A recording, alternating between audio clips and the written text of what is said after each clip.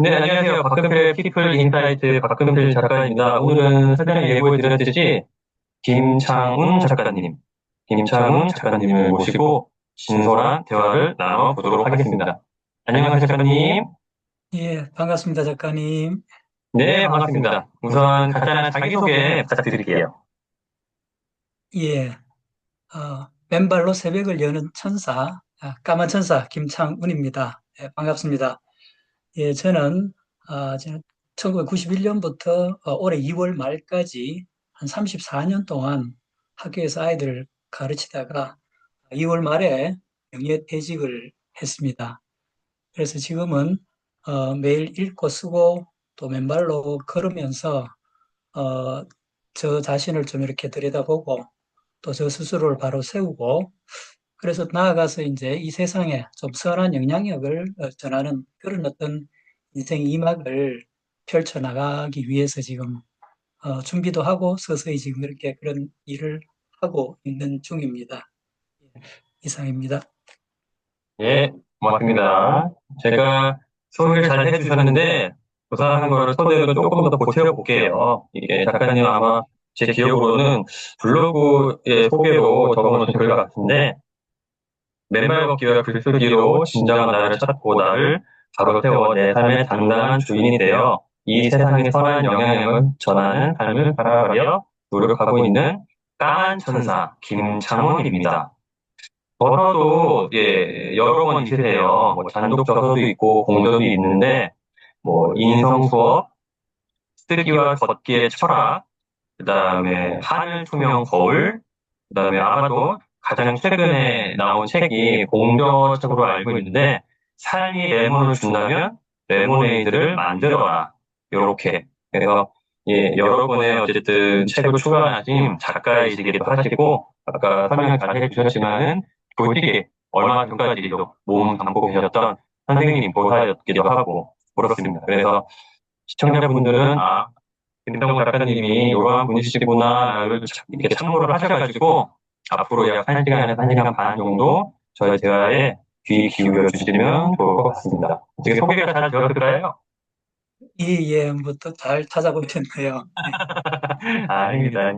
그러면은 아마도 제 사전에 인터뷰 그 전에 이제 인터뷰한 것들은 찾아보셨으면 아실 수도 있는데 보통 이제 첫 질문으로 드리는 질문이죠. 뭔가 닉네임이나 활동명이 따로 있으신 분에게 드리는 질문인데 천사 김상훈 이렇게 이제 활동을 하고 계세요. 그러면은 저뿐만 아니고 이 단어를 들으면 아마 다수의 분들이 첫 번째로 드는 질문이 이거이지 않을까. 뭐 천사 김상훈, 뭐 하얀 천사 김창훈 이거는 좀 뭔가 흔하거나 자연스러울 것 같은데 까만 천사 뭔가 언밸런스하다, 특이하다 이런 생각이 들거든요. 그래서 이 까만 천사 김창훈 이거에 대한 의미를 좀 듣고 싶네요. 예. 어, 아마 2000년대 초반이었나요?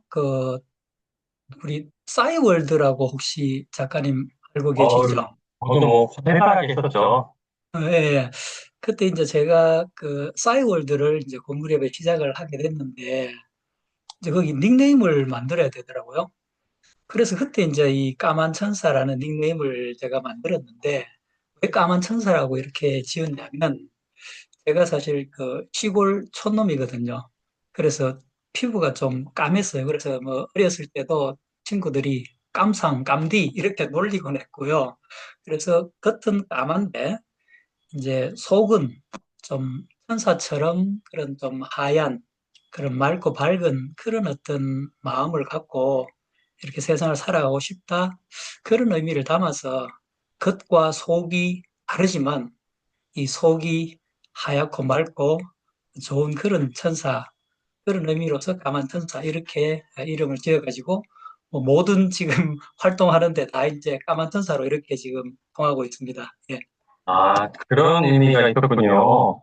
제가 여러 가지 생각을 해봤는데, 이 답변이 나올 줄은 몰랐어요. 까만 피부, 그다음에 그것에서 먼저 비롯된 외유내가 뭐 적절한 비유인지 모르겠지만 그것도 떠오르네요. 뭔가 겉과 속이 다르다고 하니까 그죠?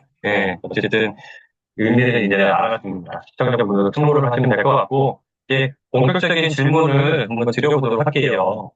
우선은 작가님의 뭔가 키워드를 추려보면은 맨발 걷기, 그 다음에 뭐 읽기, 쓰기, 그 다음에 교직 교사, 그 다음에 뭐 작가, 선한 영향력, 그 외에도 기타 등등이 있을 테지만 이 정도가 일단은 지금 생각이 드는데 우선 뭐부터 시작할지는 모르겠지만 맨발 걷기부터 한번 들어보고 싶어요. 예, 걷기도 아니고 맨발 걷기, 맨발 걷기. 그러면 이거는 언제부터 왜 하게 되셨는지가 궁금하네요. 물론 요즘 많은 사람들이 소위 붐이라 할 정도로 맨발 걷기를 다양한 곳에서 무슨 여기저기 둘레길이다 어디다 아니면 그냥 집 근처 어디 뭐 산책로다 많이 하시는데 작가님에게 이 맨발 걷기가 어떻게 오게 되었는지. 네.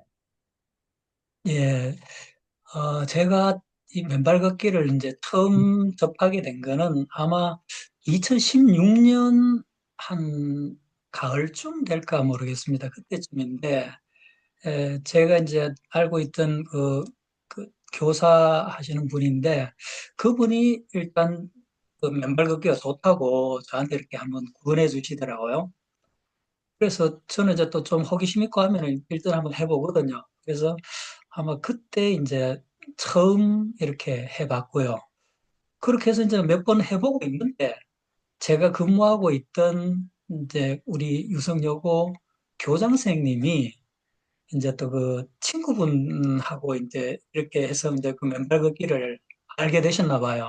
아니면 음, 또 이제 학교장 무슨 이제 연수회나 이런데 아마 또 이제 권태광 교수가 맨발 그런 강의를 한번 하셨는지도 모르겠고 그래서 이제 거기에 그 카톡방이 있는데 거기에 또 이렇게 초대를 해 주시더라고요. 그래서 제가 이제 본격적으로 이 맨발 걷기를 시작하게 된 거는 그해 한 11월부터 아마 시작을 이제 꾸준히 하게 됐죠. 그렇게 해서 뭐 저는 진짜 횟수로 치면 지금 벌써 뭐 한 8년 이 정도 돼 가는 것 같은데 이 맨발 걷기가 정말 저한테는 굉장한 효과, 좋은 영향을 줬죠. 두 가지 음, 측면으로 본다면 이게 이제 일단은 제가 어렸을 때 보면 굉장히 이제 사남매 중에 막내로 태어났는데 굉장히 약골로 태어났거든요. 그래서 병치레도 잦았고 뭐 진짜 자주 아팠고 또 고3 때는 이 기관지염이 걸려서 굉장히 고생도 많이 했고 참 삶이 고달팠거든요. 소화도 잘 안 되고 잠도 잘 못하고 예민하니까 그래서 이제 이 맨발 걷기를 이제 꾸준히 하다 보니까 잠을 잘 자게 돼요. 일단은 제일 먼저 숙면, 그 다음에 소화가 잘 돼요. 그 다음에 또 이제 이 면역력이 또 좋아져요. 요 세 가지가 가장 기본적으로 가장 빨리 또 이제 효과가 나타나는 거였고 이렇게 하다 보니까 저는 정말 매년 이제 3월 한 달이 보내고 나면 이 거의 몸살을 학교 생활 하다 보면 몸살을 하고 이러거든. 3월이 바쁘니까. 근데 맨발 하고부터는 뭐 감기라든가 이런 것도 안 하고 정말 많이 건강이 좋아졌고요. 그 다음에 이제 이런 어떤 신체 운동적인 면에서도 정말 도움이 되지만 저는 그거보다 이제 더 좋은 거는 어떤 심리 정서적인 측면이 있지 않습니까? 그 마음 공부에 정말 도움이 많이 되었던 것 같아요. 그래서 이 맨발 걷기를 이렇게 하다 보면 계속 이제 자기 자신을 이렇게 들여다보게 돼요. 그러니까 내면으로 자꾸 이렇게 들어가는 거죠.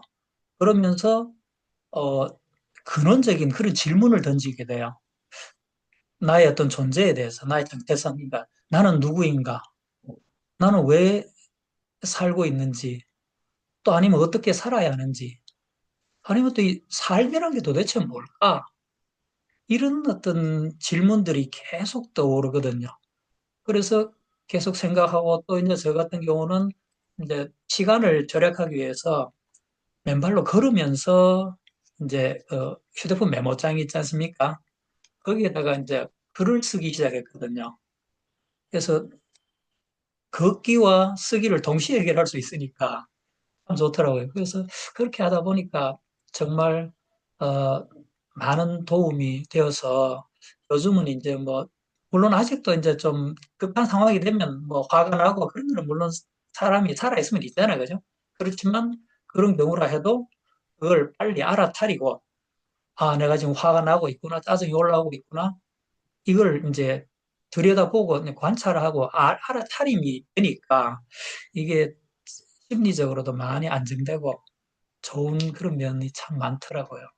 음, 그 말씀을 듣다 보니까 또 자연스럽게 그 다음 질문이 드는 거는 뭐냐면, 뭔가 뭐 맨발 걷기를 해보진 않았지만은, 오케이, 알겠어. 어느 정도 이해가 돼. 근데 다른 한편으로는 왜 그러면 굳이 맨발 걷기인가가 이제 질문이 드는 거죠.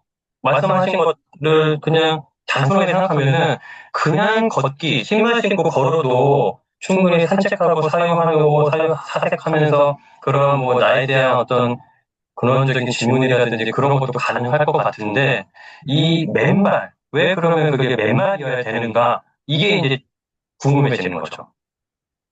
예, 아까도 잠깐 이제 이 맨발 걷기 효과에 대해서 간단하게 한 세 가지를 말씀드렸는데, 이게 이제 신발 신고 걷는 거, 물론 운동으로 생각하면 도움이 되는 거 맞죠? 그렇지만 이제 신발 신고 걷는 거하고 그냥 맨발로 걷는 거의 가장 큰 차이점이라면은 이, 우리 사람의 몸인 맨발, 발바닥하고 그 다음에 이 지구의 표면 땅과의 접촉, 그러니까 접지라 그러죠. 접지. 이게 제일 다른 점이거든요. 그러면 이 접지 효과가 있는 거죠. 그래서 이제 이게 우리가 맨발로 이렇게 땅에 디디게 되면 이게 굳이 걷지 않더라도 그냥 진짜 몸이 정말로 많이 불편해서 걷기 힘든 분이라도 그냥 걷지 않더라도 그냥 좋은 땅에 가서 앉아가지고 맨발로 이렇게 앉아 있는 것만으로도 접지 효과는 가능하잖아, 그죠?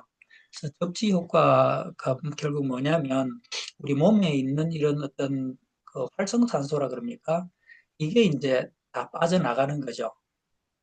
그래서 어, 우리가 이제 면역력도 좋아지게 되는 거고 그런 어떤 효과 이게 이제 가장 그 신발 신고 걷는 거와 맨발로 걷는 게 가장 큰 차이점이 아닐까 그런 생각이 들거든요. 그리고 이제 이게 또 우리가 이 발바닥 자극이 결국은 우리 뇌 자극이라고 이렇게 이야기하거든요. 우리가 또 손이라든지 발, 뭐 혀 이런 부분이 이제 뇌와 가장 이제 밀접한 관련이 있다. 그런 뭐 연구 결과가 있다고 그러는데, 그래서 이 발바닥에 또 보면 이제 또 한의학적으로나 이런 데 보면 오상육부가 또 다 들어있다 그러잖아요. 그래서 그걸 이렇게 다 자극하게 되니까 이게 이제 소화도 잘 되게 되는 거고 또 뇌도 활성화되고 하니까 결국은 좋은 거죠, 그게. 음, 뭔가 땅과의 그런 접지 이런 걸 통해서 어떤 기운이 통하고, 그죠? 교감이 되고, 땅과 지구와 그런 게 신발을 신을 때와는 분명히 차이가 있다고 생각을 하신다는 의미다, 그죠? 그렇죠. 이게 결국은 이 하늘과 땅, 천지, 인, 뭐 이런 얘기도 있는데, 결국은 제가 이제 신발을 벗고 맨발로 걷는 순간, 하늘과 땅을 제가 연결해주는 그런 뭐 연결자 역할도 하는 음, 셈이라고 저는 생각을 합니다. 아, 그렇군요. 약간의 뭔가 동양 철학이라고 해야 될까요? 약간 그러한 뭔가 어떤 요소도 좀 느껴지는 것 같고, 그죠? 예. 예, 제가 이제 어떻게 모르겠습니다. 동양 철학 쪽이나 이런 쪽이 좀 제한테 끌리고, 또 이제 서양 철학 중에서도 제가 뭐 철학을 뭐 열심히 공부하고 많이 하지는 않았지만, 이제 생각학에서 조금 이렇게 철학 책을 또 읽게 되고 그렇게 해서 하다 보니까, 제가 지금 갖고 있는 어떤 이런 생각이라든지, 맨발 걷기 하면서 느꼈던 이런 거라든지, 이 모든 것들이 결국 이제 서양에서는 그 어떤 그 뭐랄까, 스토아 철학입니까? 그 마르크스 아우렐리우스라든지 이런 분들 그런 스토아 철학하고 또 맥이 통한다는 그런 느낌도 드는 것 같아요. 예. 그렇군요. 그러면 맨발 걷기를 뭐 얼마 정도 주기라고 해야 될까? 어떤 식으로 하고 계시는 거예요? 한 번 할 때 예를 들어 얼마 정도 한다. 평균 주 뭐 얼마 정도 한다. 뭐 매일 한다. 뭐 그런 게 따로 있으신가요? 예, 일단 저는 그 특별한 일이 없으면 매일 합니다.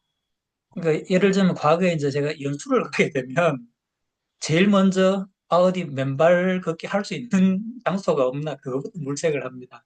그렇게 하면 정말 그 상황이 이제 여의치 않은 경우를 빼고는 매일 할 수가 있거든요.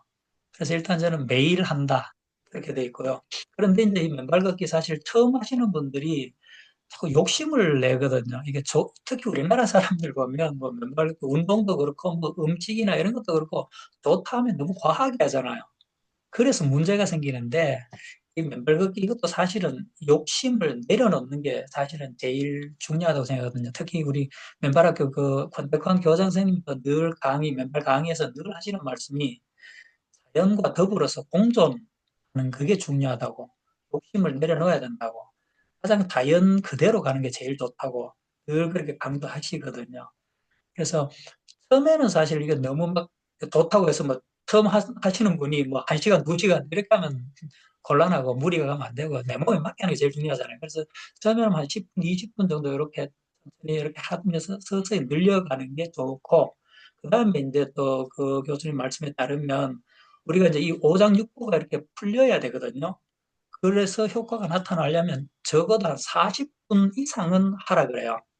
그래서 저도 이제 뭐 시간이 없으면은 뭐 한 40분 정도 하고 아니면은 이제 보통 한 1시간 또 뭐 여유가 있으면 1시간 반 이 정도 하거든요. 한 1시간 반 정도 하면 정말 개운하고 저는 개인적으로는 좋더라고요. 예, 예. 그렇군요. 묘하게 오늘 작가님과 인터뷰를 하기 바로 직전에 인터뷰가 정승호 작가님이라고 그분은 러너 작가세요. 예, 예. 근데 그분과 한 2시간 정도 인터뷰를 했나? 어쨌든 되게 인상 깊은 인터뷰였는데 그 말씀 중에서 방금 작가님이 하신 말씀과 똑같은 내용이 나왔거든요. 그분도 이제 교사까지는 아닌데 어쨌든 대학교에 어쨌든 이런 사무직이라고 해야 될까? 대학교에서 이제 근무를 오래 하시고 계시는데 여름 이런 데를 가면은 가장 먼저 하는 게 어디 그러니까 러닝할 곳을 찾는 거죠. 음, 하고 그래서 어디를 가든 일단은 이제 러닝화를 이렇게 준비를 해놓고 그 다음날 아침 새벽부터 어, 달리기를 하시는. 그래서 이야 뭔가 달리기 그 다음에 맨발 걷기 약간 종목만 다를 뿐이지 내용이 완전히 똑같아서 음, 뭔가 하나에 몰입을 하고 있는 분들은 뭔가 이제 삶의 어떤 양식이랄까 이게 참 비슷하구나 루틴이랄까 그죠? 예. 네. 그 맨발 걷기 이야기가 나와서 뭐 하는 얘기지만요. 이게 사실 그렇잖아요. 다른 것들은 보면 사실은 뭔가 갖추어야 되잖아요. 근데 이 맨발은 결국은 좀 비우고 욕심도 이제 내려놓고 다 비우고 내려놓는 개념으로 생각한다면 맨발은 신고 있던 신발 벗고 양말 벗고 그냥 맨발로 가는 거잖아요. 그런 것도 좀 의미가 있는 것 같고 물론 이제 뭐 겨울철에 하게 되려면 이제 이 체온 유지가 보온이 제일 중요하니까 그런 장구들을 좀 챙겨야 되겠지만 이게 항상 뭔가를 비우고 내려놓는다는 그런 어떤 기본 철학이 또 생각이 나는 것 같아요. 예. 그러네요. 뭐 달리기를 하려면은 뭐 러닝화라든지 이런 게 좀 필요한데 맨발 걷기의 장점은 정말 아무것도 필요 없다. 예, 예, 뭔가 비움의 철학 이런 게 좀 느껴지기도 하고. 예, 맞아요. 예. 그러면은 맨발 걷기 내용으로 시작하는 김에 뭐 자연스럽게 이 질문으로 넘어가는 게 좋지 않을까 싶은데 쓰기와 걷기의 철학이라는 책을 내신 적이 있잖아요. 그죠? 예, 예. 그럼 당연히 제목만으로도 유추가 가능한데 뭔가 맨발 걷기 이런 내용이 좀 잘 담겨 있을 것 같은데 이 쓰기와 걷기의 철학 이 책은 뭐 어떤 책인지 이 책에 대한 한번 얘기를 좀 들어볼까요? 예. 그 쓰기와 거기 철학은 이제 제가 사실 두 번째 책인데, 그 첫 번째 책을 잠깐 언급하고 이걸로 넘어가야 될 것 같은데, 사실 이제 인성 수업이라는 책이 2017년 11월 달에 처음 이제 출간을 하게 됐거든요. 근데 이 책은 사실 이제 그것도 블로그에서 이윤대 작가라는 그 분을 이분이 알게 돼서 제가 이제 그걸 계기로 해서 이렇게 책을 쓰게 됐어요, 사실은. 근데 그 인성 수업이라는 책이 제가 이제 평소에 좀 이렇게 주변에 산책하고 또 뭐 아까 뭐 싸이월드 이야기 잠깐 했지만 그것도 이제 똑딱이 카메라를 사서 사진을 또 풍경 사진 이런 걸 찍고 또 올리고 하면서 이제 글을 좀 끄적이고 이렇게 하면서 글쓰기가 시작된 것 같거든요. 그 중간에 말씀을 끊어서 죄송한데, 예, 말씀을 예. 듣다 보니까, 김진수 교사님, 김진수 작가님 혹시 예, 아세요? 예, 예. 김진수 작가님 또 이제 초등 교사시고 그렇죠. 맨 이은대 작가 그 우리 그 어, 자이언트 거기에서 이제 인연을 또 맺은 분이죠. 맞아. 대단하신 분입니다. 예. 박사리, 그러니까, 딴 게 아니고, 제 인터뷰에도 출연하신 적이 있고, 제가 예전부터 어쨌든, 그분의 책도 뭐 읽은 적이 있고, 그분의 뭔가 행보라고 해야 될까? 그런 게 참 귀감이 돼서, 계속 이제 몸 다시 잘 이제 보고 있었는데, 이제 그분이 어쨌든 하시는 활동 중에서 방금 작가님이 말씀하신, 뭔가 그러니까 단순히 글만 쓰는 게 아니고, 사진을 찍어서 사진 활용을 해가지고 그거를 이제 글화, 책화 하시는 작업도 잘 하시는 분이어서 지금 같은 교사이시면서 뭔가 이러한 작업, 이런 뭐랄까 스타일이 비슷해서 순간 이제 그 위라쌤 김진수 선생님 작가님이 생각이 나가지고 혹시나 여쭤봤는데 알고 계시는군요. 안 그래도 인터뷰 또 며칠 전에 마침 김진수 선생님 보이시길래 인터뷰 잠깐 좀 보기로 했습니다, 제가. 작가님도 보셨군요. 아이고 예, 예. 알겠습니다. 계속 말씀 이어가 주시면 됩니다. 네네. 예, 예. 그래서 제가 이제 평소 이렇게 가까운 산이나 이런 데 산책을 다니고 또 들 풍경을 찍어 사진 찍고 이러면서 이제 좀 저 혼자 이렇게 사색도 하고 그러다 보니까 이제 또 그 책을 또 뭐 읽고 쓰고 이런 쪽으로 가게 됐고, 그렇게 하다 보니까 이제 그 이은배 작가도 만나게 됐고, 그래서 이제 특책이 나왔는 거고요. 그다음에 이제 그 특책에서는 이제 제가 어떤 자연을 통해서 깨달은 뭐 그런 거, 일상에서 깨달은 그런 것들을 좀 이렇게 제 어떤 삶과 같이 엮어서 좀 자전적인 그런 내용도 있고, 그렇게 해서 이제 썼는 책이라면, 그다음에 이제 이 쓰기와 걷기 철학은 좀 더 이제 본격적으로 책을 읽고 글을 쓰고 또 맨발 걷기를 하면서 이제 제가 직접 몸으로 부딪히면서 좀 체득했다 그럴까요? 그래서 인성 수업에서 제가 좀 깨달았던 것들을 실제 한번 이렇게 실생활에 이렇게 적용하고 또 거기서 또다시 뭐 어떤 깨달음을 얻었다 그럴까? 그런 것들을 이렇게 좀 모아서 펴낸 게 뭐 쓰기와 걷기의 철학이다. 뭐 그래 보시면 될 것 같습니다. 그렇군요. 알겠습니다. 첫 번째 인성 수업에 이어서 쓰기와 걷기의 철학에 대한 간단한 책 소개를 해주셨는데, 그러면은 뭐 또 자연스럽게, 예, 지금 제가 준비한 질문 순서하고는 전혀 상관없이 진행이 되는데, 뭐 크게 상관은 없을 것 같고, 다음 책 소개도 한번 들어보죠. 뭐 여러 책 중에서 이제 투명 거울. 이게 아마도 시리즈던가요? 예, 그거는 이제 시집입니다. 네, 그러면 이 책도 한번 이 책에 관해서 한번 이야기를 나눠보면 좋을 것 같아요. 그러면은 뭐, 이렇게 사전 조사하다 보면서 저도 뭐, 어느 정도 가볍게 알게 됐지만은, 시청자분들은 전혀 모르시니까, 어? 시를 원래 뭐 좋아하셨나? 원래부터 시를 쓰셨던 분이신가? 뭐 기타 등등. 그래서 이 시집은, 하늘 투명 거울이란 이 시집은 또 어떻게 쓰게 되셨는지 궁금하네요. 예, 이게 좀 어디서부터 이거를 말씀을 드려야 될지 그런데 어쨌든 제가 이제 뭐라 그럴까 좀 읽기를 좀 이제 본격적으로 시작하게 된 계기가 그 시 한 편 덕분이거든요. 혹시 그게 3학년이라는 시. 그렇죠. 박성훈 시인의 3학년. 예, 예. 그 박성우 시인이라고 네. 내가 시집이 보일지 모르겠는데 여기 가뜩한 잠이라는 그 음, 박성우 시인의 시집이거든요. 네네. 요 시집에 3학년이라는 그런 시가 들어 있어요. 근데 그러면은, 예. 그 시가 혹시 긴가요? 분량이? 예. 분량이 혹시 길어요? 시의 길이가? 어때요? 3학년이라는 시 네, 말씀이죠? 예, 3학년. 아니요. 딱 6줄입니다. 그러면은, 그거를 한번 시 낭송이라고 해야 되나? 한번 들려봐 주시겠어요? 네, 들려드릴까요? 왜냐면 이게 어떠한 전환점이 됐다고 또 어, 하셔가지고, 예, 예. 그러면 궁금해서 제가 한번, 시청자분들 어, 아시면 좋을 것 같아서. 음. 제가 한번 그럼 네, 읽어드리겠습니다. 그거 보고 읽으셔도 됩니다. 편하게. 예. 예, 예, 예, 예.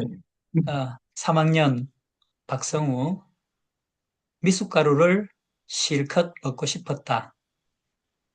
부엌 찬장에서 미숫가루 통 훔쳐다가 동네 우물에 부었다. 사카린이랑 슈거도 몽땅 털어 넣었다. 두레박을 들었다 놓았다 하며 미숫가루 저었다. 뺨 따기를 처음으로 맞았다. 이런 6줄짜리 시입니다. 이래서 뭔가 일상이 시가 될 수도 있구나라는 게 이 시를 통해서, 이야. 그러면 왜 제목이 사망일까요, 이게? 그, 그런데 일단 그러면 이제 작가님은 방금 요 시를 듣고 음. 어떤 느낌이 드셨는지 그걸 한번 먼저 저도 한번 들어보고 싶어요. 느낌은, 뭐랄까, 되게 순수함, 순진함, 뭐 이런 일단 느낌을 받았어요. 음, 해맑음, 뭐 이런 거. 예, 그러니까 음, 천진난만함, 그러니까 아이 같다, 아이 같은 생각이다, 깨끗하다, 예, 순박하다, 뭐 이러한, 다 비슷한 맥락이지만 이런 게 가장 뭔가 확 와닿았어요. 예. 그리고 예, 예. 뭔가 행동적인 측면에서는 귀엽다 또는 따뜻하다, 뭐 이런 것도 뭔가 느껴졌고. 음. 예. 그러면, 예, 예. 일단은 그러면 그 작가님이 방금 제목이 왜 3학년이냐 이런 질문을 하셨으니까 그 음. 질문에 대한 답을 먼저 드리고 그다음에 이제 제가 이 시를 처음 만났을 때 그 이야기를부터 좀 풀어나가도록 하겠습니다. 그 사실 시라는 게 이제 제목이 상당히 중요하거든요. 근데 이제 이게 여기서 이제 3학년이라는 요게 제 개인적인 생각으로는 3학년이라는 요 제목이 이 시를 하나를 이렇게 탁 잡아준다는 느낌이에요. 음. 그러니까 여기 등장하는 이 3학년 아이가 음. 그 박성우 시인 자신일 수도 있고 음. 아니면 그냥 시적 화자일 수도 있고요. 그런데 어쨌든 이런 어떤 일을, 이런 상황을 경험한 아이가 3학년짜리구나. 음. 이걸 우리가 이제 유추할 수 있잖아요. 그렇죠. 그러면 3학년 아이가 지금 박성우 시인이 제가 알기로는 한 1970년이나 71년생을 알고 있거든요. 그래서 뭐 저하고 뭐 거의 이제 동년배라고 보면 되겠는데 뭐 좀 차이가 있긴 있지만 그런데 그 시절에 사실은 좀 시골이 어려웠잖아요. 음. 그러면 이 3학년 아이가 얼마나 먹을 게 없어서 이제 미숫가루가 얼마나 먹고 싶었으면 그 부엌 찬장에서 그 미숫가루를 통째로 이렇게 훔쳐다가 이제 동네 우물에 부었다는 건 조금 이제 지인의 어떤 과장된 표현이겠죠. 그만큼 이제 아이가 미숫가루를 먹고 싶었다는 그런 거를 표현하는 게 음. 아닌가 싶고, 그 다음에 그것도 또 뭐니까 사카린, 설탕도 다 들어붙고, 그 다음에 이제 이 두레박으로 이제 미숫가루를 저었다는 표현도 참 재밌고요. 그래서 저는 이 시가 정말 꾸밈이었고, 음. 또 이제 비유법이라고는 딱 하나, 과장법 하나뿐이거든요. 뭐, 우리가 뭐 미사 여구도 없습니다. 그죠? 그렇죠. 그런데도 3학년이라는 제목 하나로 탁 이 전체를 다 이렇게 잡아주면서 이런 여러 가지 어떤 이제 감정을 느낄 수 있도록 그렇게 음. 만들었죠. 그리고 이제 마지막에 뺨 따기를 처음으로 맞았다는 거는 그 음. 3학년 아이가 얼마나 탁하게 그렇게 바르게 살아왔느냐 그런 걸 또 생각해 볼 수도 있고 그 아이의 뺨 따기를 때린 부모의 심정도 또 느껴지잖아요. 음. 그래서 이 짧은 시 한 편이 이런 것도 시가 되는구나. 그런 생각이 저는 이제 이걸 인터넷에서 제가 우연히 만났거든요. 음. 이걸 처음부터 제가 이걸 뭐 사고 그게 아니라 인터넷에서 우연히 3학년이라는 시를 만나서 와 이런 것도 시가 되네. 그러면 나도 한번 써볼 수 있겠네. 이런 생각이 음. 들어서 그래서 저는 그때부터 이제 그 지역에 있는 그 시립 도서관에 가서 시집을 계속 빌려 읽었어요. 그리고 바로 요 가뜩한 잠이라는 이 박정우 시인의 그 시집 바로 구입해서 또 갖고 있었고, 그래서 계속해서 한 1년 정도를 이렇게 시집을 읽다 보니까, 한 그러니까 한 1년 정도 지나고 나니까 저도 모르게 뭔가가 끄적이고 싶다. 아, 음, 나도 한번 써보고 싶다는 그런 마음이 자연스럽게 흘러나왔어요. 진짜 이게 뭐 흘러나온 게 맞죠. 제가 의도한 거 아니에요. 그래서 그게 이제 그때가 뭐 2012년 뭐 몇 년 정확한지 이제 연도는 모르겠지만 그 4월 달인데 이제 주말에 비가 왔거든요. 그래서 이제 그 다음 주 월요일 날 출근을 했는데 학교 이제 정문 오르막 올라가고 나면 오른쪽 끝에 여기 동백나무가 있었어요. 그때 동백꽃이 그 전주에 빨갛게 펴 있었거든요. 그런데 주말에 비가 내리고 바람이 불고 막 이래서 이제 그 동백꽃이 많이 떨어졌어요. 음, 물론 또 동백꽃은 이게 시들기 전에 툭툭 떨어지는 그런 성질도 있기는 있지만 바람이 불다 보니까 너무 많이 떨어진 거예요. 그래서 그날 월요일 오후 한 3시에서 4시 사이인데 수업이 없어서 이제 이렇게 학교 교정을 산책하다가 그걸 발견했거든요.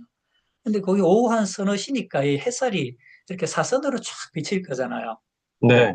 그 사선으로 쫙 그 비치는 햇살에 그 바닥에, 동백나무 바닥에 떨어진 동백송이들이 그렇게 너무너무 이게 이제 예쁘기도 하고 뭔가 좀 뭉클하기도 하고 음, 그래서 이제 제가 처음으로 썼던 시가 이제 그런 어떤 풍경을 그대로 그린 건데 뭐 다른 음, 거는 그냥 풍경 그 자체를 보고 그 순간 떠오르는 걸 그냥 제가 적은 건데 그게 바로 이제 동백꽃이라는 그런 시를 제가 처음으로 한번 써보게 됐고 그러다 음, 보니까 이제 그때부터 산책을 가거나 뭘 하거나 하면서 계속해서 이렇게 어떤 사물을 좀 더 자세하게 이렇게 바라보게 됐어요.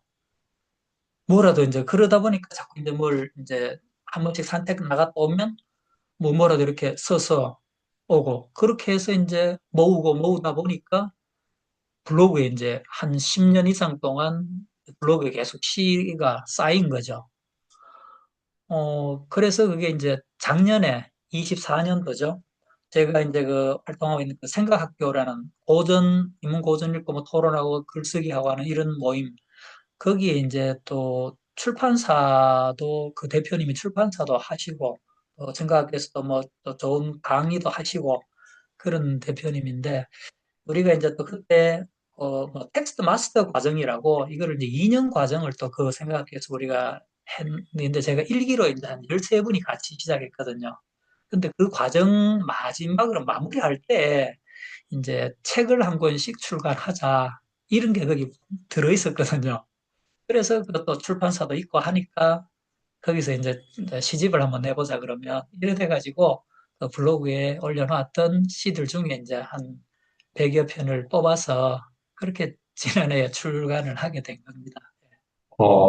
그러한 사연 스토리가 있었군요. 그러면은 작가님의 어떤 시 스타일이랄까, 그게 뭐, 막, 소위 말하는 우리가 언뜻 생각하는 그런 시인 하면은 뭐, 되게 기발하고 참신하고 독창적인 어떤 비유, 뭐, 그러한 표현력이 있잖아요. 그런 것보다는 아까 박성호 시인의 3학년처럼 막 그런 어떤 화려한 기교나 그런 수사법 없이 그냥 담백한 그런 스타일일까요? 어때요?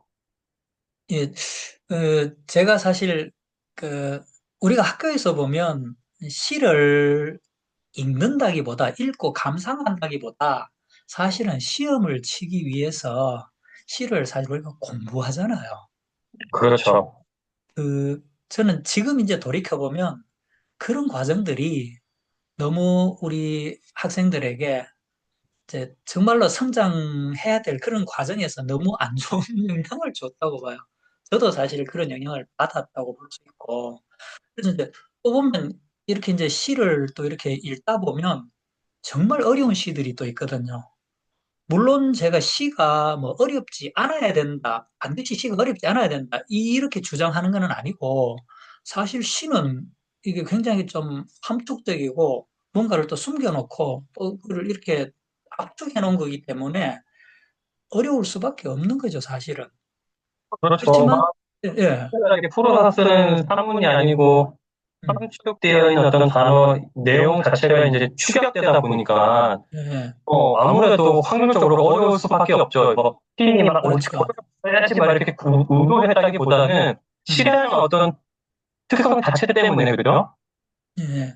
그래서 이제, 그런데, 뭐 이게 어떤 그 시인이 의도적으로 뭘 좀 더 이렇게 좀 감추고 어떤 그러기 위해서 뭐 좀 이제 그런 걸 위해서 또 뭐 조금씩 그렇게 할 수 있지만 그게 아니고 정말 이제 이건 뭐 이게 도대체 진짜 무슨 말인지 전혀 맥락도 모르겠고 진짜 이거는 뭐 자기들만의 어떤 리그에서 뭐 따로 노는 것 같은 그런 느낌이 드는 시도 있지 않습니까? 그러니까 그런 거는 이제 좋지 않다 그런 생각이 들고 그리고 또 이제 물론 시가 어렵기는 한데 기왕이면은 좀 편안하게 읽고 쉬우면서도 거기에다가 좀 뭔가 어떤 삶의 어떤 메시지라든지 뭔가 이런 거를 좀 철학을 담고 이렇게 할 수는 없을까 그런 고민이 사실 들었거든요. 그러다 보니까 저도 이제 일단은 처음에는 좀 쉽게 써야지 이렇게 해서 접근을 했는데 이게 쉬우면서 어떤 메시지를 담고 철학을 담기가 쉽지 않더라고요. 그러다 보니까 저도 이제 그게 고민이잖아요. 숙제가 되니까 뭐 누가 하라고 시킨 건 아니지만 저도 모르게 이게 이제 어떤 읽기가 좀 분야가 다양해지더라고요. 이게 이제 보통 보면 그 낯설게 보기 이런 말을 또 이제 시 공부하는 분들 보면 그걸 많이 쓰는데 저는 이제 낯설게 보기란 그 말을 그 누구죠? 그 다상담 그 작가 이름이 지금 강신주 철학자 강신주 작가라고 우리나라 계시는데 되게 그분 제가 예. 좋아하는 철학자입니다. 아 그래요? 예, 그 강신주 네, 작가님이 이제 네. 쓰신 책이 뭐냐면 시 읽기의 즐거움이라는 그런 책이 있어요. 음, 거기에서 제가 이제 낯설게 보기라는 그 용어를 처음 만났거든요. 그래서 이제 저도 이제 뭔가 어떤 대상을 시를 쓰기 위해서는 계속 늘 보던 대로만 보면은 안 되니까 늘 새롭게 보려고 노력하는 그게 필요하다 싶어서 책 읽는 것도 그냥 뭐 시 쓴다고 지진만 읽어야 될 게 아니라 뭐 그림책도 보고 뭐 또 미술 관람 따고 아니면 또 사진 관련 이런 책도 보고 뭐 건축 뭐 아니면 음악 미술 어제도 뭐 이런 좀 다양한 분야에 자연스럽게 좀 관심을 갖게 되는 그런 계기도 되었던 것 같아요. 예. 어, 되게 좋은 말씀이죠. 그러니까 다르게 보기, 낯설게 보기, 그죠? 관점의 변화, 이거잖아요. 예. 또, 예. 이 작가라는 게 꼭 시를 쓰는 사람뿐만 아니고, 소위 글을 쓰는 사람은, 그걸 작가라고 일단은 칭하면, 작가는 다른 사람과 달리, 뭐, 가져야 될 역량이라고 표현해야 될까? 그런 게, 일반인들은 그냥 보고 스쳐 지나갈 것도 놓치지 않고 캐치를 하는 능력도 필요하고, 음. 사람들 열이면 열, 뭐 A라고 생각하는 거를 다르게 보일 줄 아는, B라고 해석해내거나 B라고 풀어낼 수 있는 그런 능력이 되게 중요한 거잖아요. 소위 말해서 뻔하게 뭔가 풀어내지 않는, 음. 네. 그러려면은 애초에 다르게 보고, 비틀어서 보고, 뒤집어서 보고, 요면, 다르면 360도로 보고, 이런 게 필요한데, 이게 작가님은 시를 쓰려고 하다 보니까 그런 일종의 태도랄까? 그런 게 이제 생기게 된 거네요. 그 이제 뭐라 그래야 될까요? 제가 어쨌든 그 뭐 이 자기 자신에 대한 어떤 자아 정체성이라든가 아니면 삶 자체에 대한 그런 그 궁금증이 지금 나이를 먹을수록 계속 들고 있거든요. 참 요즘은 이제 드는 생각이 너무 신비롭다는 생각이 들어요. 지금 이제 오늘 이제 지금 작가님하고 만나서 줌으로 지금 이런 이야기를 나누고 있는 이런 것도 이게 제가 막 진짜 제가 이걸 해야지 의도해서 한 게 아니잖아요. 그렇죠. 자연스럽게 이렇게 연결이 됐는데 이런 부분이 참 너무 이게 어떨 때는 이게 막 전율이 일어날 때도 음, 있고 그런데 이게 이제 어쨌든 제가 이제 계속 이런 것도 자꾸 이제 관심을 갖게 된 거는 결국은 보면 어떤 대상을 제가 이제 시를 만나면서 어떤 대상을 그냥 당연하게 보지 않고 아침에 봤던 거 아니면 저녁에 봤던 거 뭐 어제 봤던 거지만 그거를 항상 이제 좀, 아, 이게 어제면 그게 맞나? 아니면 또 아침에 봤던 게 맞나? 이런 식으로 자꾸 생각을 하게 되더라고요. 그러다 보니까 저 자신에 대해서도 점점점 궁금증이 더해지고, 삶이란 게 도대체 어떻게 이게 이제 펼쳐지는 건지 그것도 궁금하고, 계속 그쪽으로 이렇게 자꾸 내면으로만 자꾸 파고들어가는 그런 생각이 들어요, 저는 좀. 예. 그러네요. 참, 삶이라는 게 참, 뭐랄까, 묘하고 신묘한 그런 부분이 있어요, 그죠? 예. 예. 뭔가 과학적으로 설명하기 어려운 부분도, 어려운 점도 삶에서 점점 더 많은 것 같기도 하고, 그렇습니다. 참.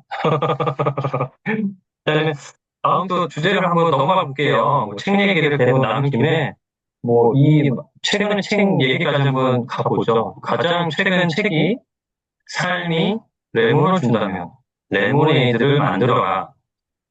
되게 참, 이거와 관련된 유명한 어떤, 뭐, 격언이랄까, 뭐, 이런 게 있죠. 사실, 이렇게, 속담이랄까, 이렇게 있는 거잖아요. 네. 그죠? 예, 그쵸. 아마 제가 정확히는 모르겠는데, 음, 이제 편집하시는 분들이 이제 제목을 저걸 음, 따와서 저렇게 이제 음, 붙였는데, 네. 이게 사실은 그렇잖아요. 레몬이라는 게, 레몬 그대로는 이 맛이 굉장히, 뭐라 그래, 쓰다 그래야 됩니까? 강하잖아요. 그렇죠. 그렇죠. 그래서 이 레몬이라는 게 상징하는 게 결국은 우리가 살아가는데 삶에서 우리가 맞닥뜨리는 그런 어떤 고난이나 역경, 어려움, 뭐 이런 거를 상징한다고 보면 되겠죠.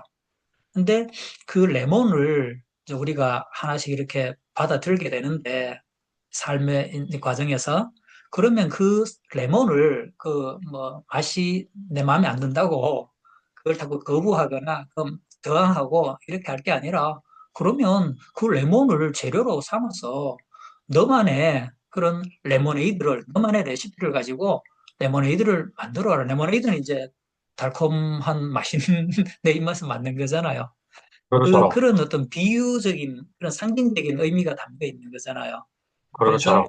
예, 예. 그래서 저 책은 결국은 우리가 이제 생각해서 같이 이렇게 이제 읽고 쓰고 토론하고 하는 그분들이 이제 27분이 이제 같이 이제 공전대 이제 우리가 다 고전을 읽고 뭐 이렇게 토론하는 그런 모임이잖아요. 그러다 보니까 이제 각자가 읽은 그런 고전 책 속에서 한 문장씩을 좀 마음에 와닿는 아니면 내가 이제 어떤 삶의 어떤 어려움을 역경을 이겨낼 수 있었던 계기가 되었던 그런 어떤 한 문장씩을 골라서 이제 그걸 이제 가지고 이제 삶 속에 녹여내서 에세이를 쓴 거죠. 그래서 저 책이 저는 그렇습니다. 뭐 저도 뭐 참여했기 때문이 아니라 아마 그 진짜 27권의 그런 어떤 고전을 만날 수도 있고 또 이게 사실 그렇잖아요. 우리 한 사람 한 사람의 삶 자체가 보통 우리가 뭐 책이다 이런 말도 쓰고 그런 얘기를 하잖아요. 네. 그러면 그 책 속에 들어있는 그 27권의 고전도 그렇고 또 27분의 그 작가님들의 어떤 삶 이걸 같이 우리가 또 만날 수가 있는 거죠.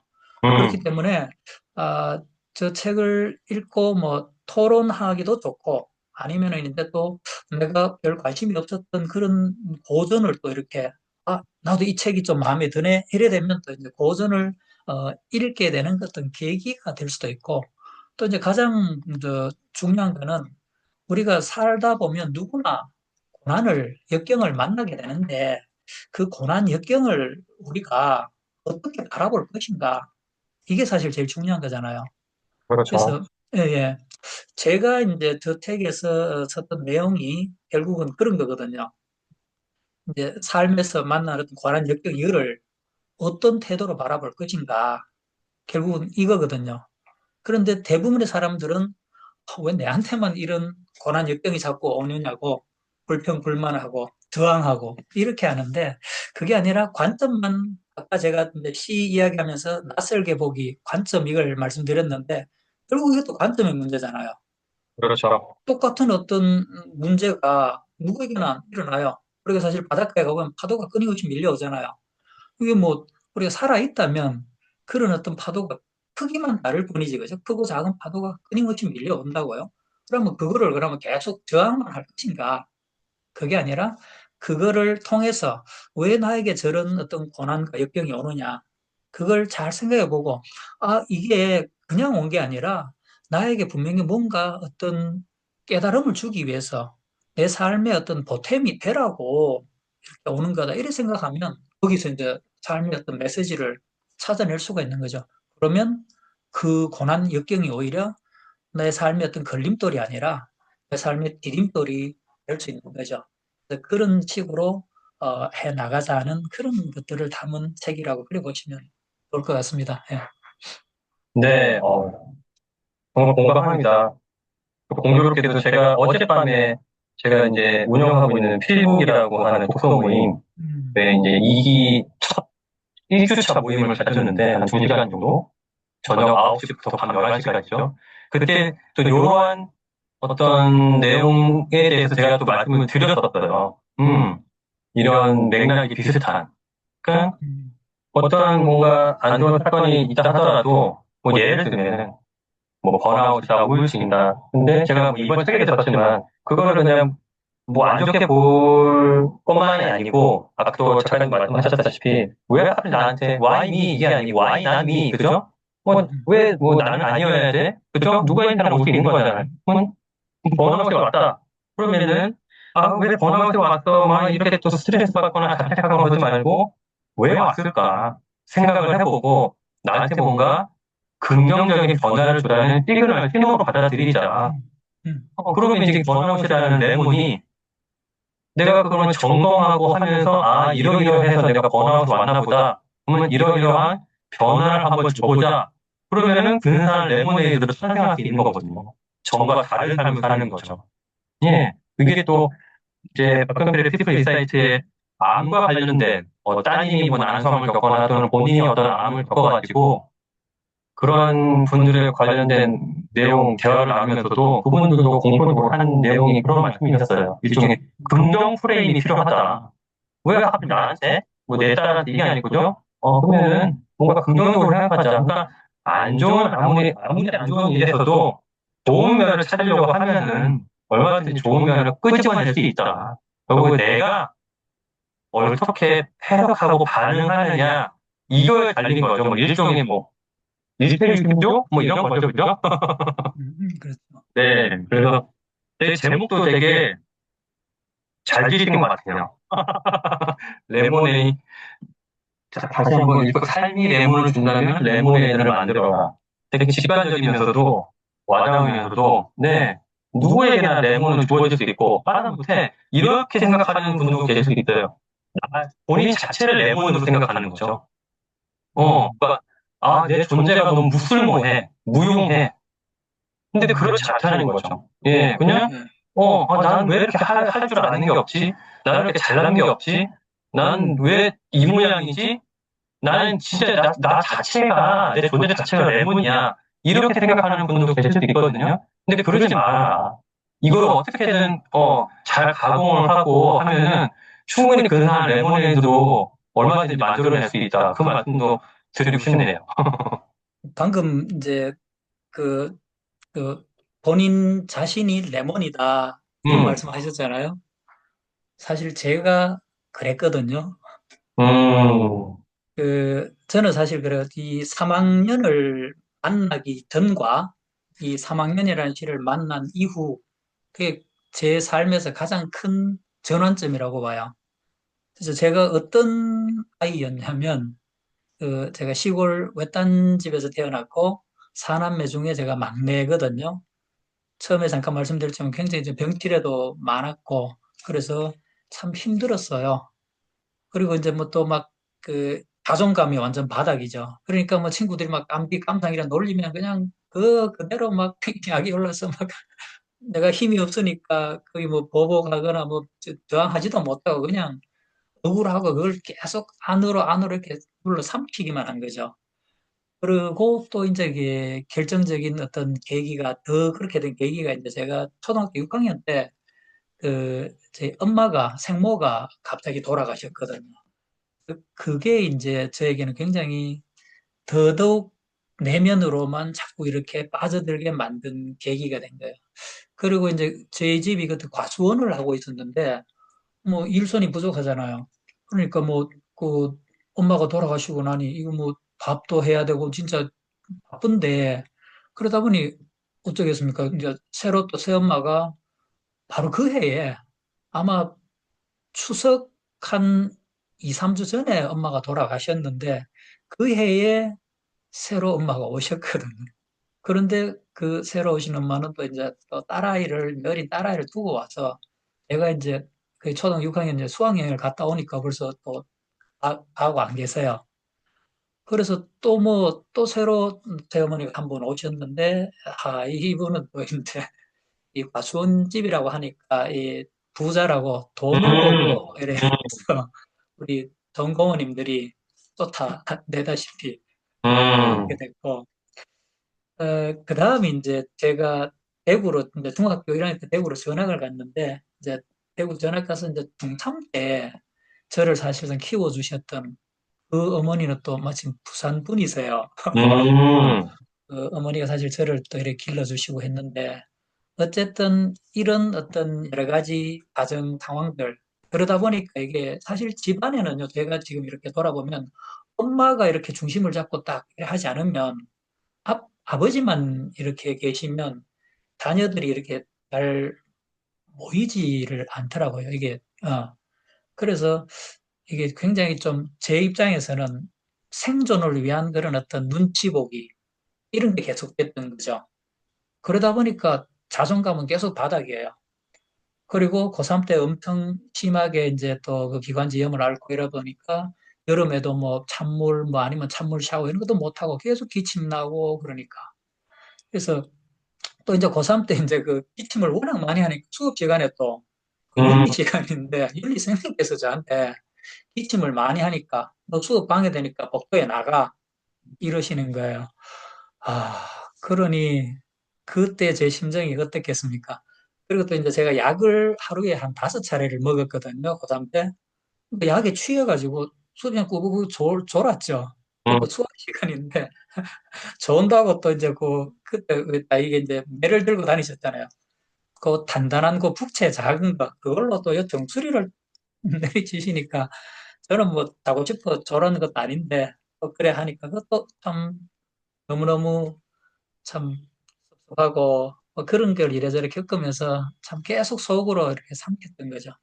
그런 것들이 이제 사실은 직장 생활하면서도 계속 그런 게 고쳐지지 않았어요. 그래서 한 40대 중반까지 제가 어떤 일이 있었냐면 술만 마시면 술을 사실 제가 잘 못 마시거든요. 근데 이제 회식을 하다 보니까 술을 안 마실 수가 없잖아요.